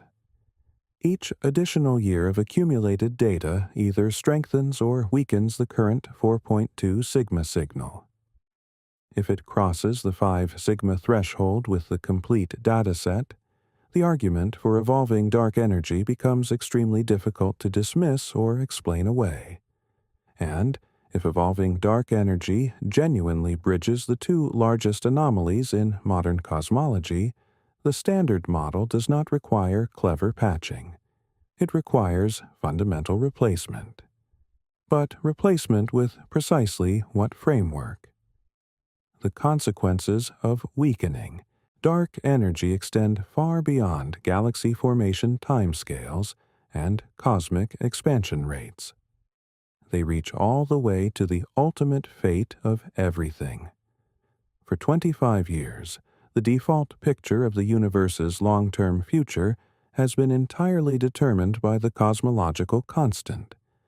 If dark energy maintains its current strength indefinitely into the future, the universe's expansion will continue accelerating without limit. Galaxies located outside our local group will recede at ever-increasing velocities. Their light will shift progressively toward longer and longer infrared wavelengths until it becomes undetectable. One by one, they will cross the cosmological event horizon and vanish permanently from observable reality. Given sufficient time, the observable universe will contract to encompass only our local group of galaxies, then eventually our single merged galaxy, then finally only isolated stellar remnants cooling in an ever more expanded void. This is the heat-death scenario, not a catastrophic explosion, but a prolonged and inevitable fade toward maximum entropy, where every usable energy source has been consumed, and the universe drifts irreversibly toward absolute thermal equilibrium across timescales measured in trillions of years. Some theoretical versions of this scenario are substantially more violent. If dark energy were to intensify over time rather than holding constant, the accelerating expansion would eventually tear apart galaxy clusters, then individual galaxies, then stellar systems, then planetary bodies, then ultimately atomic structures themselves. This is the Big Rip, a hypothetical ultimate endpoint where the cosmic expansion rate becomes infinite within a finite future time. Both of these terminal scenarios assume that dark energy remains constant or grows progressively stronger. The dark energy spectroscopic instrument's data suggests the diametrically opposite behavior. Dark energy appears to be weakening. If W is genuinely negative, 0.752, and trending in the direction the current data indicates, then the accelerating expansion will not continue without limit into the future. At some distant future epoch, dark energy's outward push will diminish below the threshold where it overcomes the attractive force of gravity. Gravity, which has been losing the gravitational tug-of-war against dark energy for the past 5 billion years, would begin winning again. The cosmic expansion would decelerate, then halt, then potentially reverse direction. The universe would begin contracting, slowly at first, then with gathering speed. Galaxies that had been receding from one another would begin falling gravitationally toward each other. The temperature of the background radiation would climb as space itself underwent compression. Structures requiring billions of years to assemble would be forced back together. The logical endpoint, carried to its ultimate extreme, would resemble the reversal of the Big Bang itself, a gravitational collapse toward a singularity. The Big Crunch. This remains highly speculative cosmological reasoning. The extrapolation from current observations to a specific cosmic endpoint spans timescales that vastly exceed the universe's current age. Small measurement uncertainties in today's data amplify into enormous prediction uncertainties extending 20, 50, or 100 billion years into the future. No physicist would stake their professional reputation on a particular timeline, but the direction of travel matters enormously. For a quarter century, the foundational assumption has been that the universe expands forever without deceleration. The dark energy spectroscopic instrument's data does not confirm that assumption. Combined with JWST's accumulating evidence that the early universe was radically different from everything theoretical models had predicted, a fundamentally new picture is beginning to coalesce. The universe may not represent an eternal expansion. It may possess a genuine beginning, an intermediate phase, and an ultimate end. And the early universe that JWST is revealing, with its impossible galaxies and premature chemistry and anomalously massive black holes, may be communicating something profound about the conditions at the cosmic beginning that humanity has never properly comprehended. Because JWST had not yet finished delivering surprises. The most distant individual galaxies and black holes comprised only part of the emerging story. The telescope had also identified structures at scales encompassing entire galaxy groups appearing billions of years ahead of any theoretical schedule. Return to the 6 galaxies identified by the Seers survey, the ones that initiated the entire scientific crisis in February 2023. Following the overcounting episode, following extensive recalibration and spectroscopic verification, the revised mass estimates came down substantially. The original figures of 10 to 100 billion solar masses had been inflated. The corrected values were lower by significant factors. Critics declared the crisis resolved. Media coverage moved on. The problem was over. Except the revised masses remained too elevated to be explained. In 2025, the Renaissance simulations, one of the most computationally sophisticated cosmological simulation suites ever constructed, attempted to reproduce the JWST observations within the standard lambda cold dark matter theoretical framework. The team incorporated a specific modification, a top-heavy initial mass function.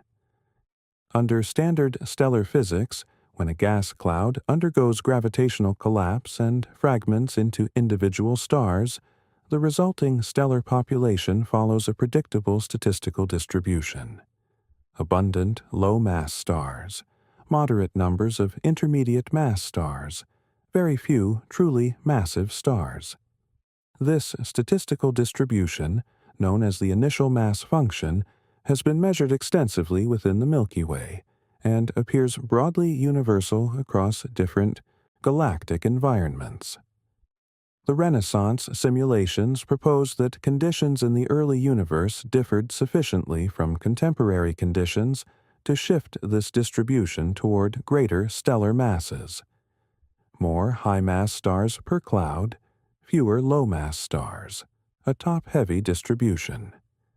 The observational effect on inferred galaxy masses is substantial. When observing a distant galaxy, astronomers measure total luminosity output and convert it to stellar mass using assumed knowledge about the composition of the stellar population. If that population skews systematically toward massive, intrinsically luminous stars, fewer total stars are required to generate equivalent total light output. The inferred mass decreases. The Renaissance team demonstrated that a top-heavy initial mass function could reduce the inferred masses of JWST's anomalous galaxies by approximately a factor of 10, sufficient to bring several within the range that lambda cold dark matter can theoretically accommodate. This was presented publicly as evidence that the standard model could survive the JWST challenge, and it might. But the argument carries an unmistakably circular quality that critics identified rapidly. The initial mass function has been carefully measured in the local universe and appears universal across diverse environments.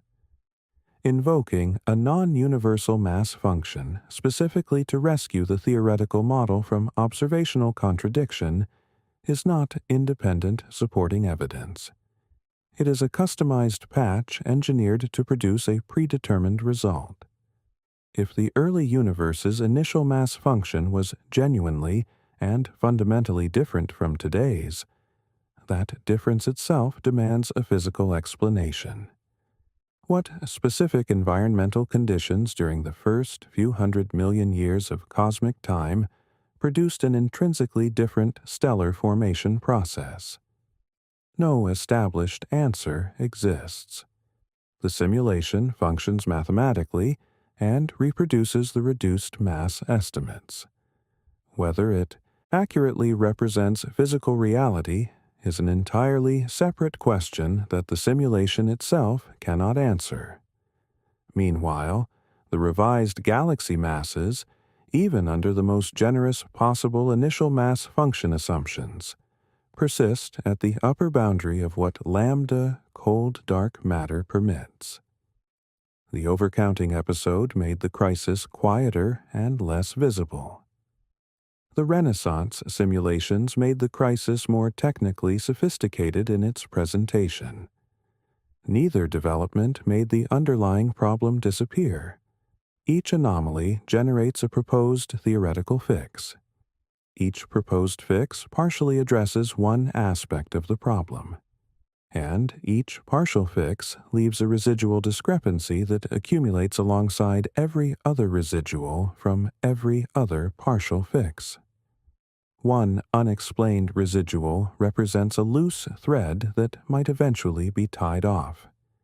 10 residuals, all consistently pointing in an identical direction, all collectively demanding that the early universe was more dynamically active and more structurally complex than the standard model permits, represents something qualitatively different entirely. For 25 years, astronomers narrated a straightforward story about the universe's first billion years. The cosmos began as a uniformly hot and smooth mixture of hydrogen and helium. Gravity gradually gathered that gas into denser concentrations. Those concentrations became the first small, metal-poor protogalaxies. Small structures merged incrementally into larger ones across billions of years. Dust arrived late. Metals arrived late. Organized large-scale structure arrived late. Everything accumulated gradually, like sediment depositing layer by layer on an ocean floor across geological timescales. JWST examined that ocean floor and found it already covered. The sediment was already present at depths that should have taken billions of years to accumulate. In 2024, a newly recognized class of objects designated red monsters appeared within the data. They are massive, dust-laden galaxies residing within the first billion years after the Big Bang. And they violate every component of the straightforward story simultaneously. Each one approaches the physical scale of the Milky Way. Their dust content is substantial. Their star formation rates operate at twice contemporary rates. Dust is the critical detail here, because dust is not a simple material. Dust is constructed from metals. Metals are forged within stellar interiors. Stars must live their complete lives, exhaust their nuclear fuel, and detonate as supernovae before scattering metals into surrounding interstellar gas. That enriched gas must subsequently cool, collapse gravitationally, generate new stars, and repeat the entire cycle. Each generation demands hundreds of millions of years of elapsed time. The dust embedded within red monsters represents the accumulated output of multiple complete stellar generations that somehow completed their entire evolutionary cycles within a time frame that should have been insufficient even for a single generation. The standard narrative predicted that the first billion years would produce small, structurally fragile, chemically impoverished protogalactic systems. JWST instead found fully operational galactic ecosystems. Dust, metals, organized structure, and substantial mass all simultaneously present, all impossibly early by any standard theoretical timeline. It is not that one individual measurement has gone awry. Every relevant measurement is displaced in the same systematic direction.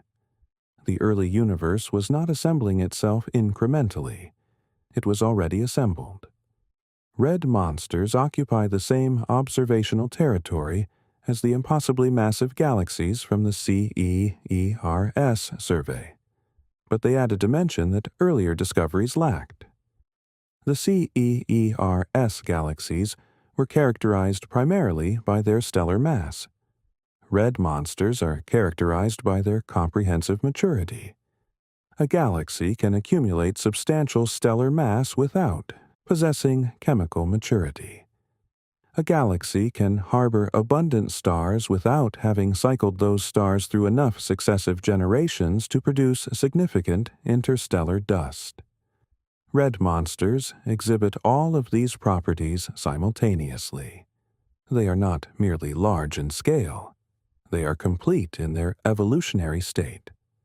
They appear to be galaxies that have been evolving for 5 or 6 billion years, except they exist at a cosmic epoch when the universe had barely completed its first billion. The standard theoretical patches do not function here. Top-heavy initial mass functions can reduce inferred stellar masses, which provides a partial relief for the CEERS problem. But top-heavy initial mass functions do not generate more interstellar dust. They produce less. Massive stars burn at higher temperatures, and their supernova events are more energetically violent, which actively destroys existing dust grains in surrounding material rather than contributing to dust production. The patch that partially addresses one anomaly actively worsens this one. Bursty star formation models face an equivalent fundamental obstacle. If star formation occurs in intense, brief, concentrated episodes separated by extended quiescent periods, stellar mass can accumulate rapidly. But accumulating interstellar dust requires continuity of stellar processing.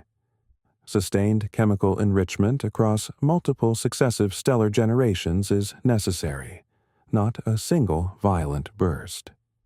The burst produces stars efficiently.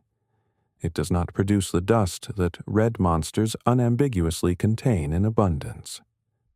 So, the early universe was not merely generating stars more rapidly than theoretical predictions anticipated. It was operating a complete chemical processing factory, cycling material through successive generation after successive generation of stellar evolution at a pace that no known physical mechanism can account for or reproduce. And if individual isolated galaxies could accomplish this, the next logical question becomes obvious. Could gravitationally linked groups of galaxies achieve similar results at even larger scales? The answer arrived from a survey program that had not been searching for it. JADES, the JWST Advanced Deep Extragalactic Survey, had been systematically mapping the most remote galaxies with unprecedented observational depth. Among its observed targets was a region where galaxies appeared to be concentrated in unusual proximity at elevated redshift. Follow-up observations revealed something that forcibly elevated the entire problem to a qualitatively different and larger physical scale. JADES-ID-1 is a protocluster, not a single isolated galaxy. It is a gravitationally bound ensemble of 66 or more individual galaxies, all residing at approximately 1 billion years after the Big Bang. X-ray observations detected hot gas distributed between the member galaxies at temperatures exceeding 1 million degrees Celsius, genuine hot intracluster medium of the type that forms when galaxies have been gravitationally interacting for extended periods, their dark matter halos colliding and shock heating the intergalactic material. The previous record for a structure of this type and scale had been set at 3 billion years after the Big Bang. JADES-ID-1 arrived fully 2 billion years ahead of that previous record. Galaxy clusters represent the largest gravitationally bound structures in the observable universe. The Virgo cluster contains over 1,000 member galaxies. The Coma cluster spans roughly 20 million light-years. These structures require immense time to fully assemble because they demand that galaxies form first, then fall toward one another under gravitational attraction, then virialize into a dynamically stable collective configuration. Each step in that sequence operates on timescales measured in billions of years, not hundreds of millions. Finding a protocluster with genuine hot intracluster gas at 1 billion years means every step in that entire multi-stage sequence unfolded faster than any existing cosmological simulation can reproduce under any conditions. This is where the cumulative pattern becomes impossible to continue treating as coincidence. Individual galaxies too massive, black holes too heavy, chemistry too advanced, star formation too efficient. 341 unclassifiable objects that vanished without descendants. And now, large-scale gravitational structure assembling 2 billion years before any simulation predicted it could exist. Each individual anomaly, examined in isolation, could potentially be dismissed as a statistical outlier, a measurement artifact, or a systematic error that future work would eventually correct. Examined collectively, they all point toward a single conclusion. The theoretical model that predicts when each of these phenomena should occur is systematically and consistently wrong. And it is wrong in precisely the same direction every time. Everything appears too early. Everything appears too complete. Everything looks substantially older than the age of the universe should permit. The standard cosmological model, lambda CDM, was developed and refined to explain the large-scale distribution of matter in the universe. Its predictions for the cosmic microwave background match observations with extraordinary precision. Its description of the cosmic web at low redshift corresponds beautifully to galaxy survey data. By virtually any objective standard, it represents one of the most successful theoretical models in the entire history of physical science. And it cannot produce what JWST consistently observes throughout the first billion years of cosmic history. Not the galaxies, not the black holes, not the chemical abundances, not the large-scale structures. Some fraction of these anomalies may eventually yield to clever theoretical modifications. The Renaissance simulations demonstrated that top-heavy initial mass functions can reduce inferred galaxy masses by roughly a factor of 10. That addresses one specific problem.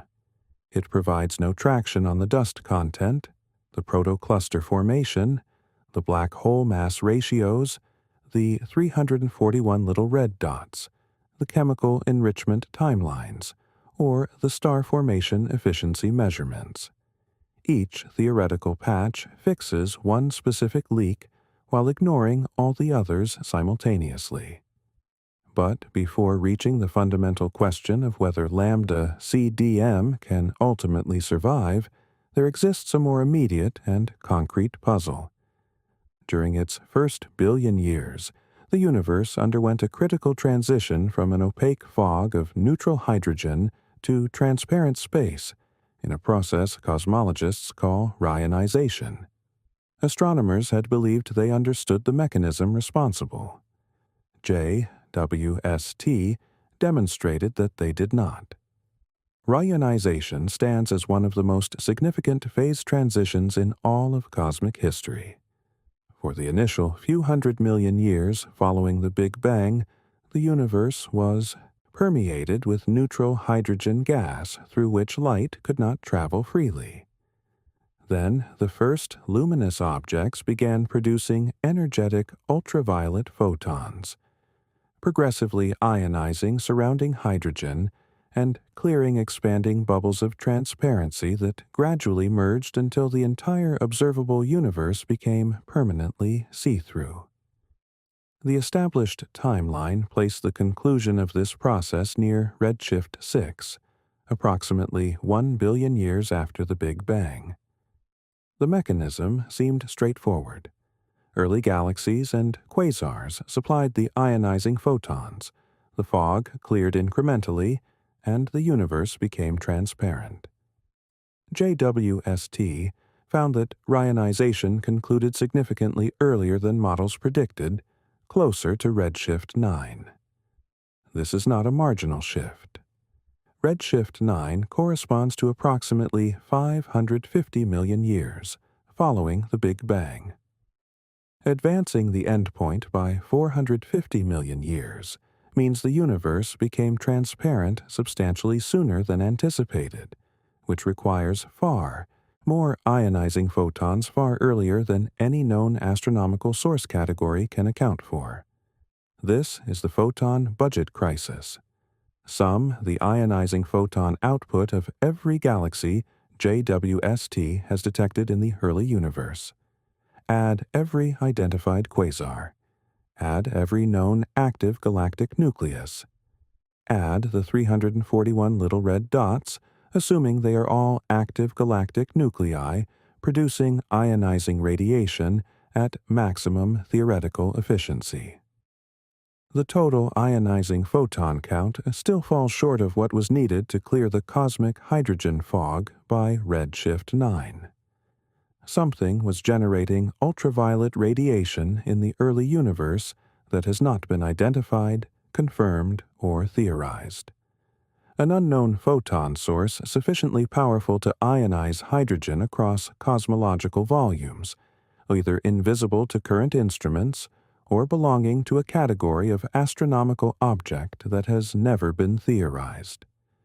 Dark stars could supply the missing photons.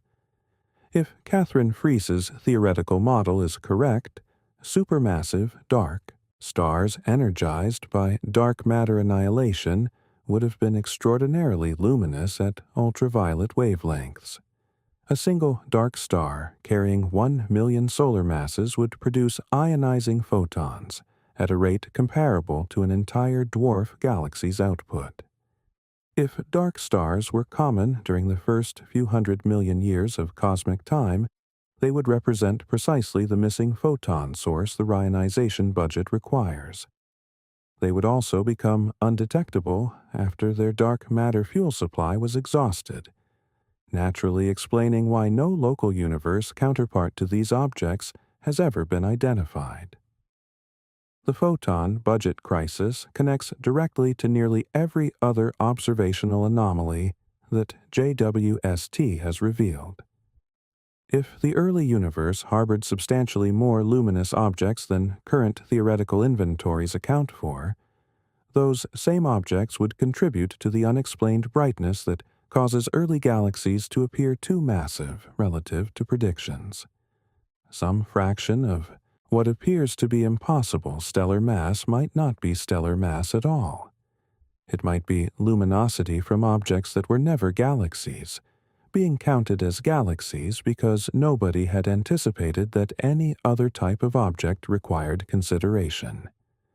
This is the thread that unifies the entire investigation.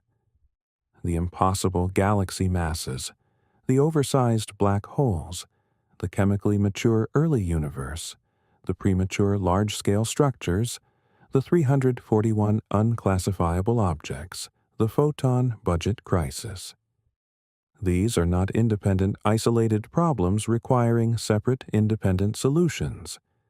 They are symptoms of a single underlying condition. The census of the early universe is fundamentally incomplete and incorrect.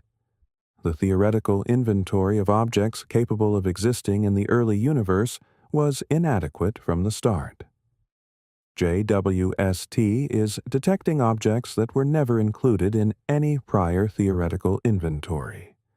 And the total energy output of the early universe exceeds what every known object in that incomplete inventory can collectively produce, which means the inventory itself is the root problem. The accumulated evidence no longer points at individual predictions that have broken down. It points at a model that is missing something essential and foundational. The crucial question is what that missing element might be. Step back from the individual anomalies and assess the complete scope of what JWST, DESI, and Chandra have collectively uncovered through 3 years of coordinated observation. First, galaxies 10 to 100 times more massive than any theoretical model predicted, positioned at redshifts above 10 within the first 500 million years.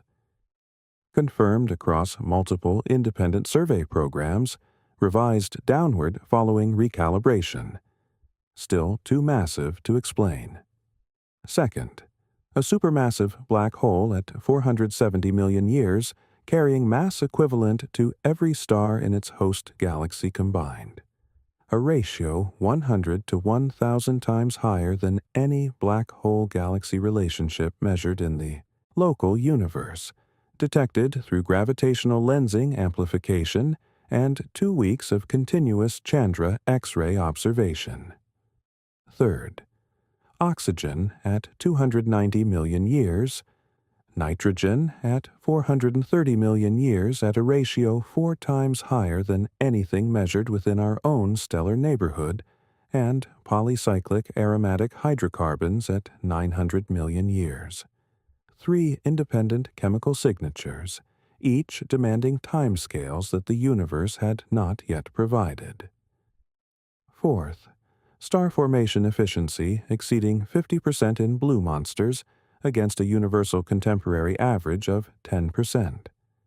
Some early seers' estimates approached 100%. No known feedback mechanism permits this. Fifth, 341 little red dots distributed between redshifts 5 and 10, matching no recognized astronomical object category, with active galactic nucleus densities 50 times higher than any prediction. One of them producing a Balmer break that matches no existing spectral template. The entire population vanishing without identifiable descendants. Sixth, a tentative helium-2 absorption feature at 1,640 angstroms in JD's GS Zone Bars 0, consistent with a supermassive dark star powered by dark matter annihilation, with a signal-to-noise ratio of approximately 2. Not confirmed. A whisper requiring further investigation. Seventh, the Hubble tension confirmed as physically real by JWST, with local distance measurements at 73 and cosmic microwave background measurements at 67.4 kilometers per second per megaparsec. An 8% discrepancy at 5 sigma significance that is definitively not caused by instrumental error or calibration artifacts. Eighth, dark energy exhibiting signs of weakening over cosmic time, with DESI measuring the equation of state parameter at negative 0.752 rather than the predicted -1. Now at 4.2 sigma significance and approaching the 5 sigma formal discovery threshold. Ninth, a protocluster of 66 or more galaxies with million-degree intracluster gas at 1 billion years, arriving 2 billion years before any simulation predicted such a structure could physically exist. 10th, more ionizing photons present in the early universe than every known astronomical source combined can produce. An unidentified contributor to reionization that cleared the cosmic hydrogen fog significantly earlier than any model accounts for. 10 independent observational anomalies, discovered by different research teams, employing different instruments, observing at different cosmic redshifts. Each one directly challenges a specific quantitative prediction of the lambda CDM model. Together, they describe a universe that was substantially more complex, substantially more energetically active, and substantially more structurally organized throughout its first billion years than the reigning model of cosmology permits. Any individual anomaly could plausibly be a statistical fluctuation. Any two might conceivably be coincidence. But 10 anomalies, all systematically pointing in the identical direction, all consistently indicating that the early universe was more developmentally advanced than predicted, constitutes a pattern that transcends coincidence. And the question that pattern raises is not fundamentally about galaxies or black holes or chemical abundances. It is about whether the model that has governed cosmological understanding for 25 years can survive the weight of what JWST has revealed. The model retains serious and capable defenders, and their arguments carry genuine substance. Lambda CDM has served as the standard cosmological model since the late 1990s. It describes a universe composed of roughly 5% ordinary matter, 27% dark matter, and 68% dark energy expanding from an extremely hot and dense initial state. Its predictions for the cosmic microwave background temperature fluctuation pattern match observational data with extraordinary and essentially unparalleled precision. Its description of the large-scale cosmic web of filaments, walls, and voids at low redshift is confirmed by galaxy surveys encompassing tens of millions of objects. It correctly predicted the accelerating cosmic expansion before supernova observations confirmed it. By virtually any objective measure, Lambda CDM represents one of the most successful and empirically validated theoretical frameworks ever developed in all of physical science.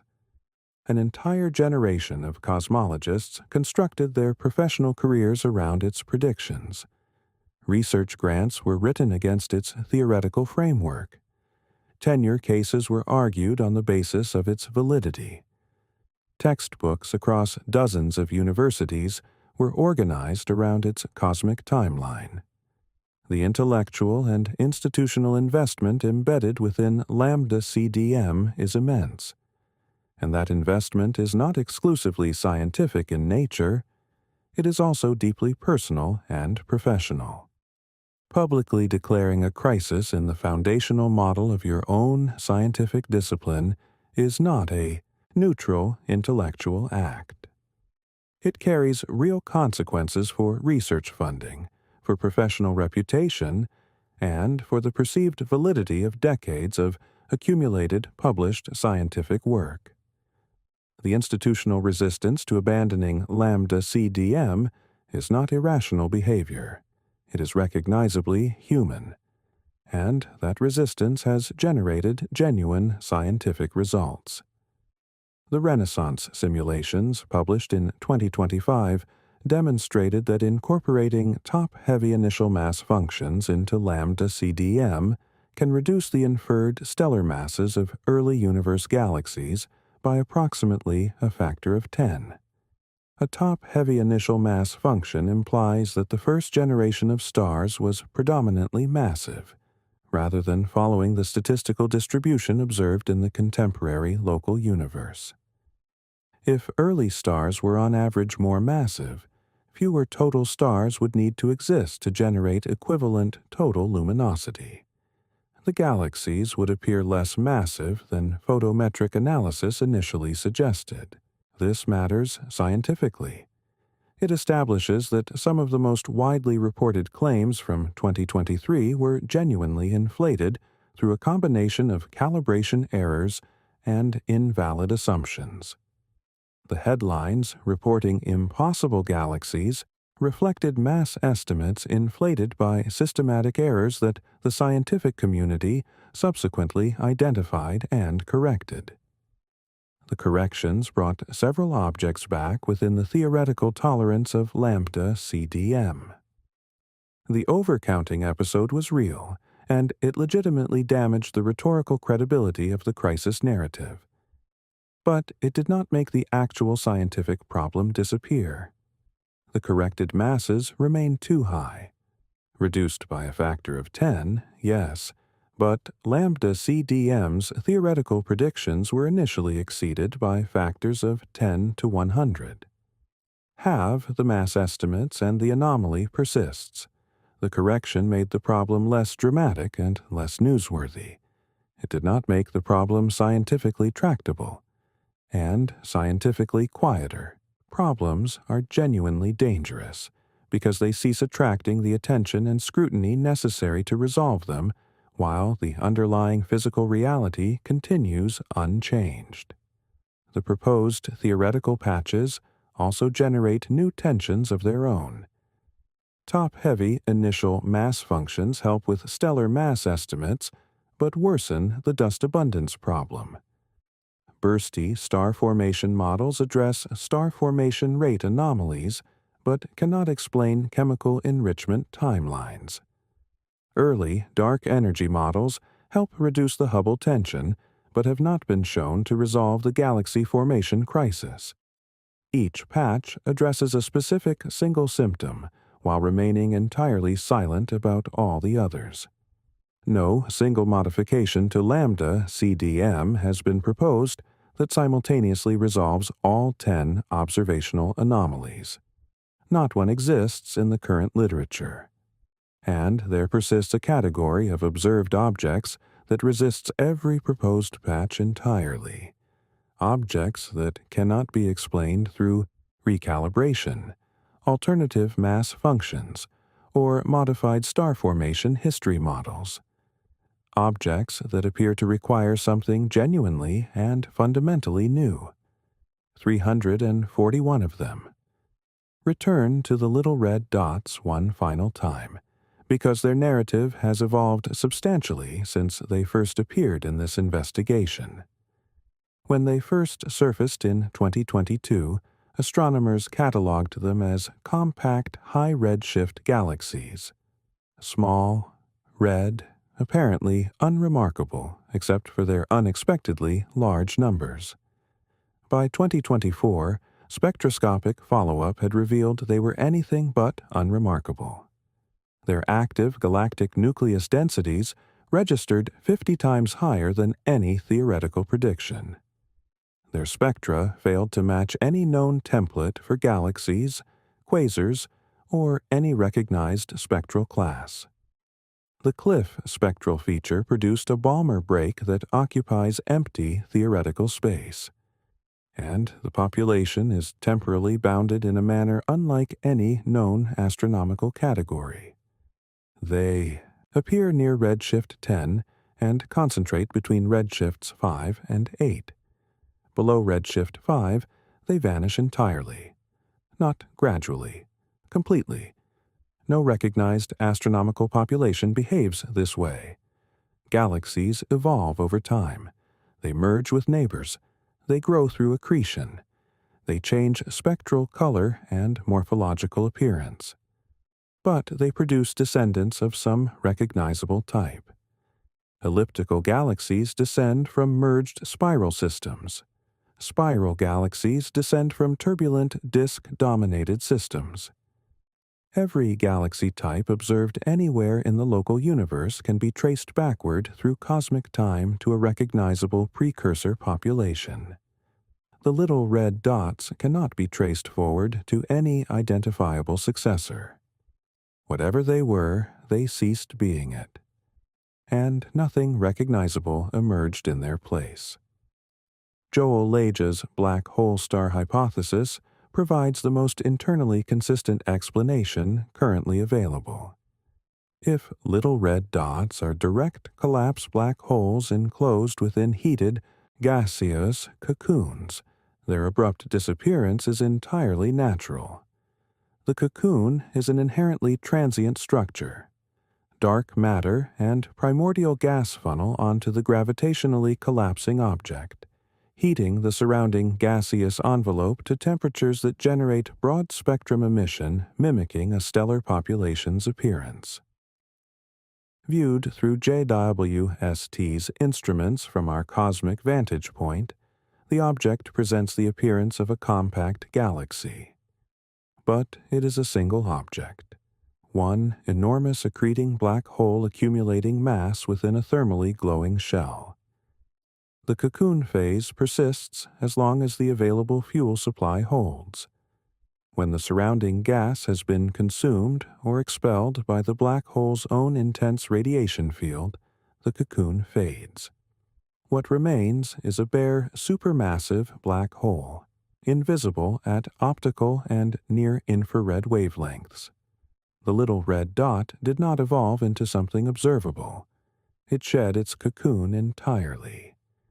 The chrysalis dissolved, leaving only the black hole at the center, which then became the gravitational seed around which a recognizable galaxy subsequently assembled. If this interpretation is correct, the entire relationship between black holes and their host galaxies is inverted from the standard picture. The conventional framework holds that galaxies form first, and that black holes grow progressively larger inside them over billions of years. Leja's model holds that black holes form first, briefly enclosed in a visible gas cocoon, and that galaxies crystallize progressively around the pre-existing black hole mass. The little red dots were not a type of galaxy. They represented the embryonic formation phase of supermassive black holes, observable for a cosmologically brief instant before transitioning into an undetectable state. This interpretation would explain UHZ-1 naturally. A black hole weighing as much as every star in its host galaxy makes immediate sense if the black hole arrived first and the surrounding galaxy remains in early assembly. It would explain the anomalous mass ratios across multiple objects. It would explain the mature chemical signatures, because the cocoon phase would involve intense radiation fields processing gas at extreme temperatures that accelerate chemical enrichment. And it would explain the complete vanishing act below redshift 5. Between redshift 5 and the present day, billions of years elapsed, ample time for galaxies to fully assemble around the pre-existing black hole seeds, burying the physical evidence of the cocoon phase beneath accumulated layers of entirely conventional stellar evolution. 341 cocoons, 341 seeds, and if each of those seeds became the gravitational core of a mature galaxy, then the supermassive black holes anchoring galaxies across the entire observable universe may all trace their ultimate origin to a brief, cosmically violent phase that nobody knew to search for until JWST directed its gold-coated mirror toward the deep past. The phrase, "beyond the Big Bang," has circulated in science headlines since JWST's first anomalies emerged in 2022. It sounds superficially as though it means before the Big Bang. It does not, or at least it did not originally. What beyond the Big Bang initially signified in the JWST context was straightforward. The telescope is consistently discovering phenomena that the standard Big Bang cosmological model cannot produce. Run the theoretical clock forward from the initial singularity through Big Bang nucleosynthesis, through recombination, through the cosmic dark ages, through the gradual ignition of the first generation of stars. You cannot arrive at what JWST observes at 290 million years, using the standard model as your starting equations. The physics does not connect theoretical starting point to observational endpoint. The model that begins with the Big Bang and projects forward falls systematically short of observations. In that precise sense, the high observations extend beyond what the Big Bang framework can explain. But the accumulating data has now pushed the discussion somewhere considerably more uncomfortable. J. A. D. E. S. G. S. Z 14-0 already harbors detectable oxygen at 290 million years of cosmic age. The presence of oxygen requires at least one complete stellar generation to have already concluded. A massive star must ignite, exhaust its hydrogen and helium fuel reserves, fuse carbon and oxygen within its stellar core, and explode as a core collapse supernova to scatter those newly forged elements into surrounding interstellar gas. The most rapidly evolving massive stars complete this entire life cycle in roughly 2 to 3 million years. But those stars must first form, and before star formation commences, gas must cool sufficiently and collapse gravitationally, which itself requires additional elapsed time. The most aggressive theoretical models place the first stellar ignition at approximately 100 million years after the Big Bang. This leaves only 190 million years for a complete stellar generation to form, live its entire life, enrich surrounding gas with oxygen, and allow a subsequent generation to incorporate that enriched material and develop into a detectable galaxy. This is theoretically possible, barely, but the nitrogen excess within GN-Z11 at 430 million years demands substantially more. A nitrogen-to-oxygen ratio 4 times solar cannot be built by a single stellar generation. It requires either multiple sequential generations of intermediate mass stellar evolution or supermassive stars of 1,000 to 100,000 solar masses that themselves demand extreme environmental conditions to form. And the polycyclic aromatic hydrocarbons identified at 900 million years demand sustained chemical processing across multiple generations of asymptotic giant branch stars. Each successive observation pushes the required starting conditions progressively earlier in cosmic time. If the chemical maturity JWST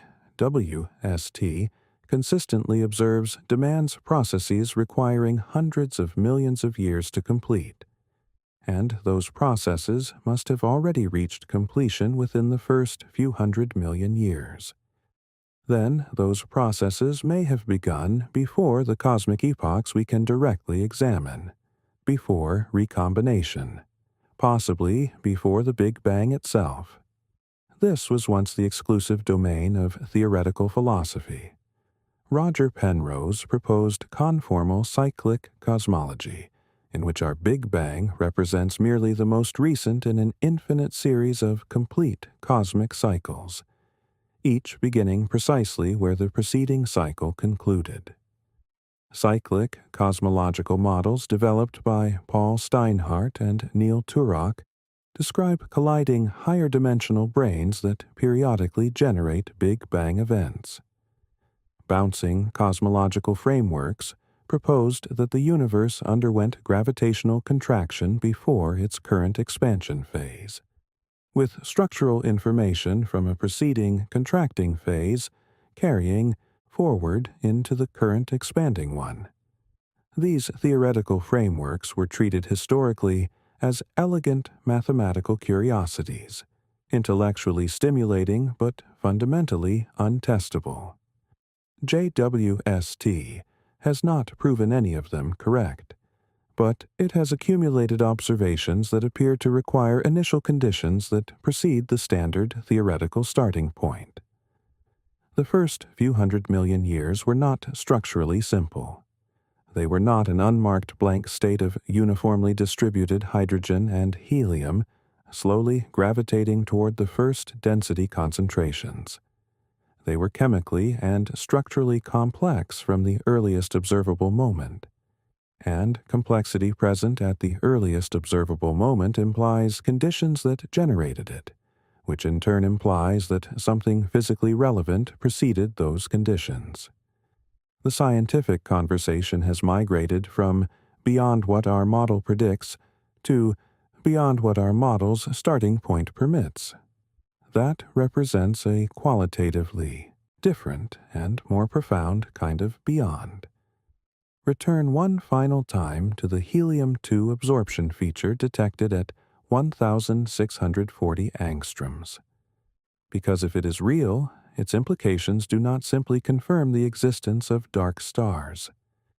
The confirmation cascades through multiple connected problems simultaneously. Dark matter constitutes 27% of the total mass-energy content of the observable universe. It determines the rotation curves of galaxies, governs the formation of large-scale cosmic structure, deflects light through gravitational lensing, and leaves characteristic imprints throughout the cosmic microwave background temperature fluctuation pattern. Its gravitational influence has been measured with extraordinary precision across dozens of independent observational approaches. But dark matter itself has never been directly detected or its non-gravitational properties measured. No particle accelerator or collider has produced it as a detectable byproduct. No underground detector, array has registered an interaction with it. No telescope has ever observed it interacting with ordinary visible matter through any force other than gravity. Catherine Freese's dark star model would fundamentally change that. If dark matter particles annihilate mutually within primordial gas clouds, the energy deposited would heat the surrounding gas and prevent it from contracting into a conventional nuclear burning star. Instead, the cloud would expand into a supermassive dark star, potentially reaching 1 million solar masses, sustained entirely by the energy continuously released through dark matter particle annihilations within its core. The helium-2 absorption feature at 1,640 angstroms represents a specific predicted observational signature of this physical process. Doubly ionizing helium atoms demands extreme interior temperatures that dark matter annihilation naturally generates, but that normal stellar populations of the early universe cannot easily achieve. The signal, detected within JADES-GS-Z 14-0, remains tentative, with the signal-to-noise ratio hovering near 2. In the standards of physical science, that is not a detection.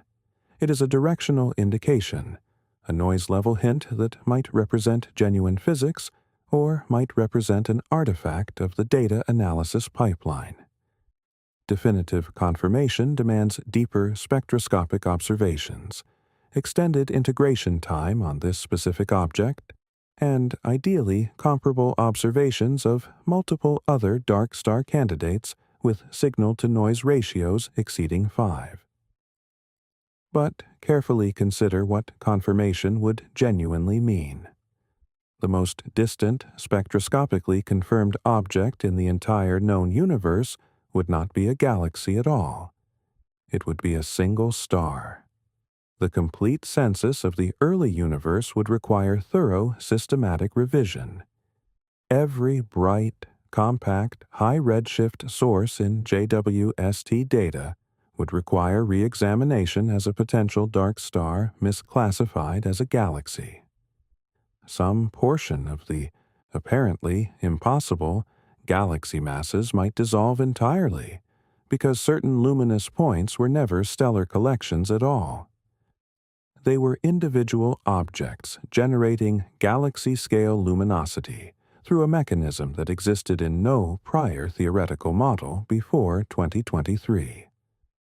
Dark stars could simultaneously resolve the photon budget crisis that has puzzled cosmologists since Ryanization was found to end earlier than predicted. A supermassive dark star would constitute an extraordinarily powerful source of ionizing ultraviolet radiation. If dark stars were abundant during the first few 100 million years of cosmic history, they would supply precisely the missing photons that the Ryanization energy budget requires. The previously unidentified source that cleared the cosmic hydrogen fog ahead of theoretical schedule might be dark stars burning through their dark matter fuel reservoirs and flooding surrounding space with ultraviolet radiation before their eventual gravitational collapse into the seeds of the supermassive black holes that would subsequently anchor entire galaxies. A single confirmed detection could potentially resolve three separate major problems simultaneously: the impossible galaxy mass estimates, the photon budget deficit, and the mystery of what physical process preceded supermassive black hole formation. Dark stars form. They shine with extraordinary luminosity for a cosmologically brief interval. They exhaust their dark matter fuel supply. And they collapse under their own gravity. The gravitational remnant is a massive black hole seed. Wrap that seed in an envelope of accreting primordial gas, and you have something that presents an appearance remarkably similar to a little red dot. The complete sequence has not been formally established as an observational reality, but its theoretical coherence is suggestive. Dark stars collapse into heavy seed black holes.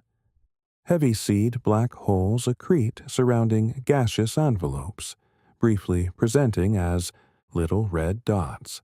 Those cocoons eventually shed.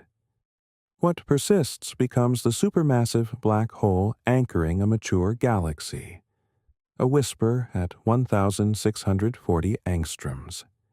It might be noise. It might be the first direct observational evidence that dark matter does something physically consequential beyond gravitational attraction. The distinction between those two possibilities is approximately 3 years of allocated telescope time. Catalog what JWST has revealed that nobody understood 3 years ago. We do not understand how the first galaxies assembled so rapidly. Every proposed mechanism, from episodic bursty star formation to top-heavy initial mass functions, to modified stellar feedback models, accounts for part of the observational picture and fails to account for the remainder. The corrected galaxy masses remain too high. The star formation efficiencies remain physically impossible under all established physics. The chemical enrichment timelines continue to demand more stellar generations than the available cosmic time permits. We do not understand how supermassive black holes reached tens of millions of solar masses within 500 million years. The heavy seed theoretical model provides a plausible formation pathway, but has not received observational confirmation. No direct collapse black hole has ever been detected during its actual formation process. The model requires pristine, metal-free primordial gas in sufficient quantities, and JWST's own chemical detections establish that metals appeared substantially earlier than previously anticipated, which systematically narrows the available window for metal-free gas to exist. We do not understand what the 341 little red dots fundamentally are. The black hole star hypothesis represents the best available theoretical explanation, but it remains an unconfirmed hypothesis. Spectroscopic confirmation of additional objects displaying anomalous Balmer breaks, combined with the targeted X-ray follow-up observations to detect embedded, massive black holes, could require many additional years of observing time. The Cliff spectral feature at redshift 3.55 still matches no existing spectral template in any catalog. An entire class of astrophysical objects appeared, persisted through 2 billion years of cosmic time, and vanished entirely from the observable universe. The best available theoretical explanation requires a category of astrophysical object that existed in no textbook or theoretical framework before 2024. We do not understand whether dark stars exist in nature, one tentative spectral feature in one distant object at a signal-to-noise ratio of approximately 2 does not constitute scientific evidence. It constitutes a direction for further investigation. Whether the feature is confirmed or ultimately disappears into noise depends on deeper observational programs that JWST is technically capable of executing but has not yet scheduled with sufficient integration depth. We do not understand why the Hubble constant yields two distinct and incompatible values, depending on the measurement methodology. JWST definitively confirmed that the tension is physically real and not an artifact of instrumental calibration. The local distance ladder measurement and the cosmic microwave background-derived measurement are both highly precise and internally self-consistent within their respective frameworks. They disagree by 8% at 5 sigma statistical significance. Either one measurement harbors an unidentified systematic error that has survived 15 years of intense scrutiny by multiple competing research teams, or the theoretical model connecting the early universe to the contemporary universe is missing a component of fundamental physical significance. We do not understand whether dark energy is physically constant. DSI's current measurement at 4.2 sigma is approaching, but has not yet reached the 5 sigma threshold that physical science demands for a formal discovery claim. If dark energy is genuinely weakening over cosmic time, the ultimate fate of the universe is not what any current textbook describes. The expansion will not accelerate indefinitely. It may decelerate, halt, and eventually reverse. But this conclusion remains an extrapolation grounded in incomplete observational data. We do not understand what generated the excess ionizing photons that cleared the cosmic hydrogen fog earlier than theory predicted. We do not understand how a gravitationally bound collection of 66 or more galaxies, with million-degree intracluster gas, assembled 2 billion years before any simulation, demonstrates such a structure can form.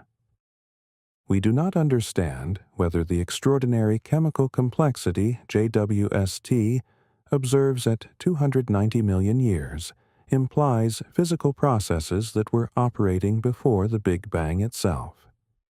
We do not understand whether the standard cosmological model requires targeted patches or comprehensive replacement. Before JWST began operations, cosmologists believed they possessed answers to most of these questions. The answers appeared clean, mutually consistent, and well-grounded in both theory and observation. The telescope did not deliver better answers to those questions.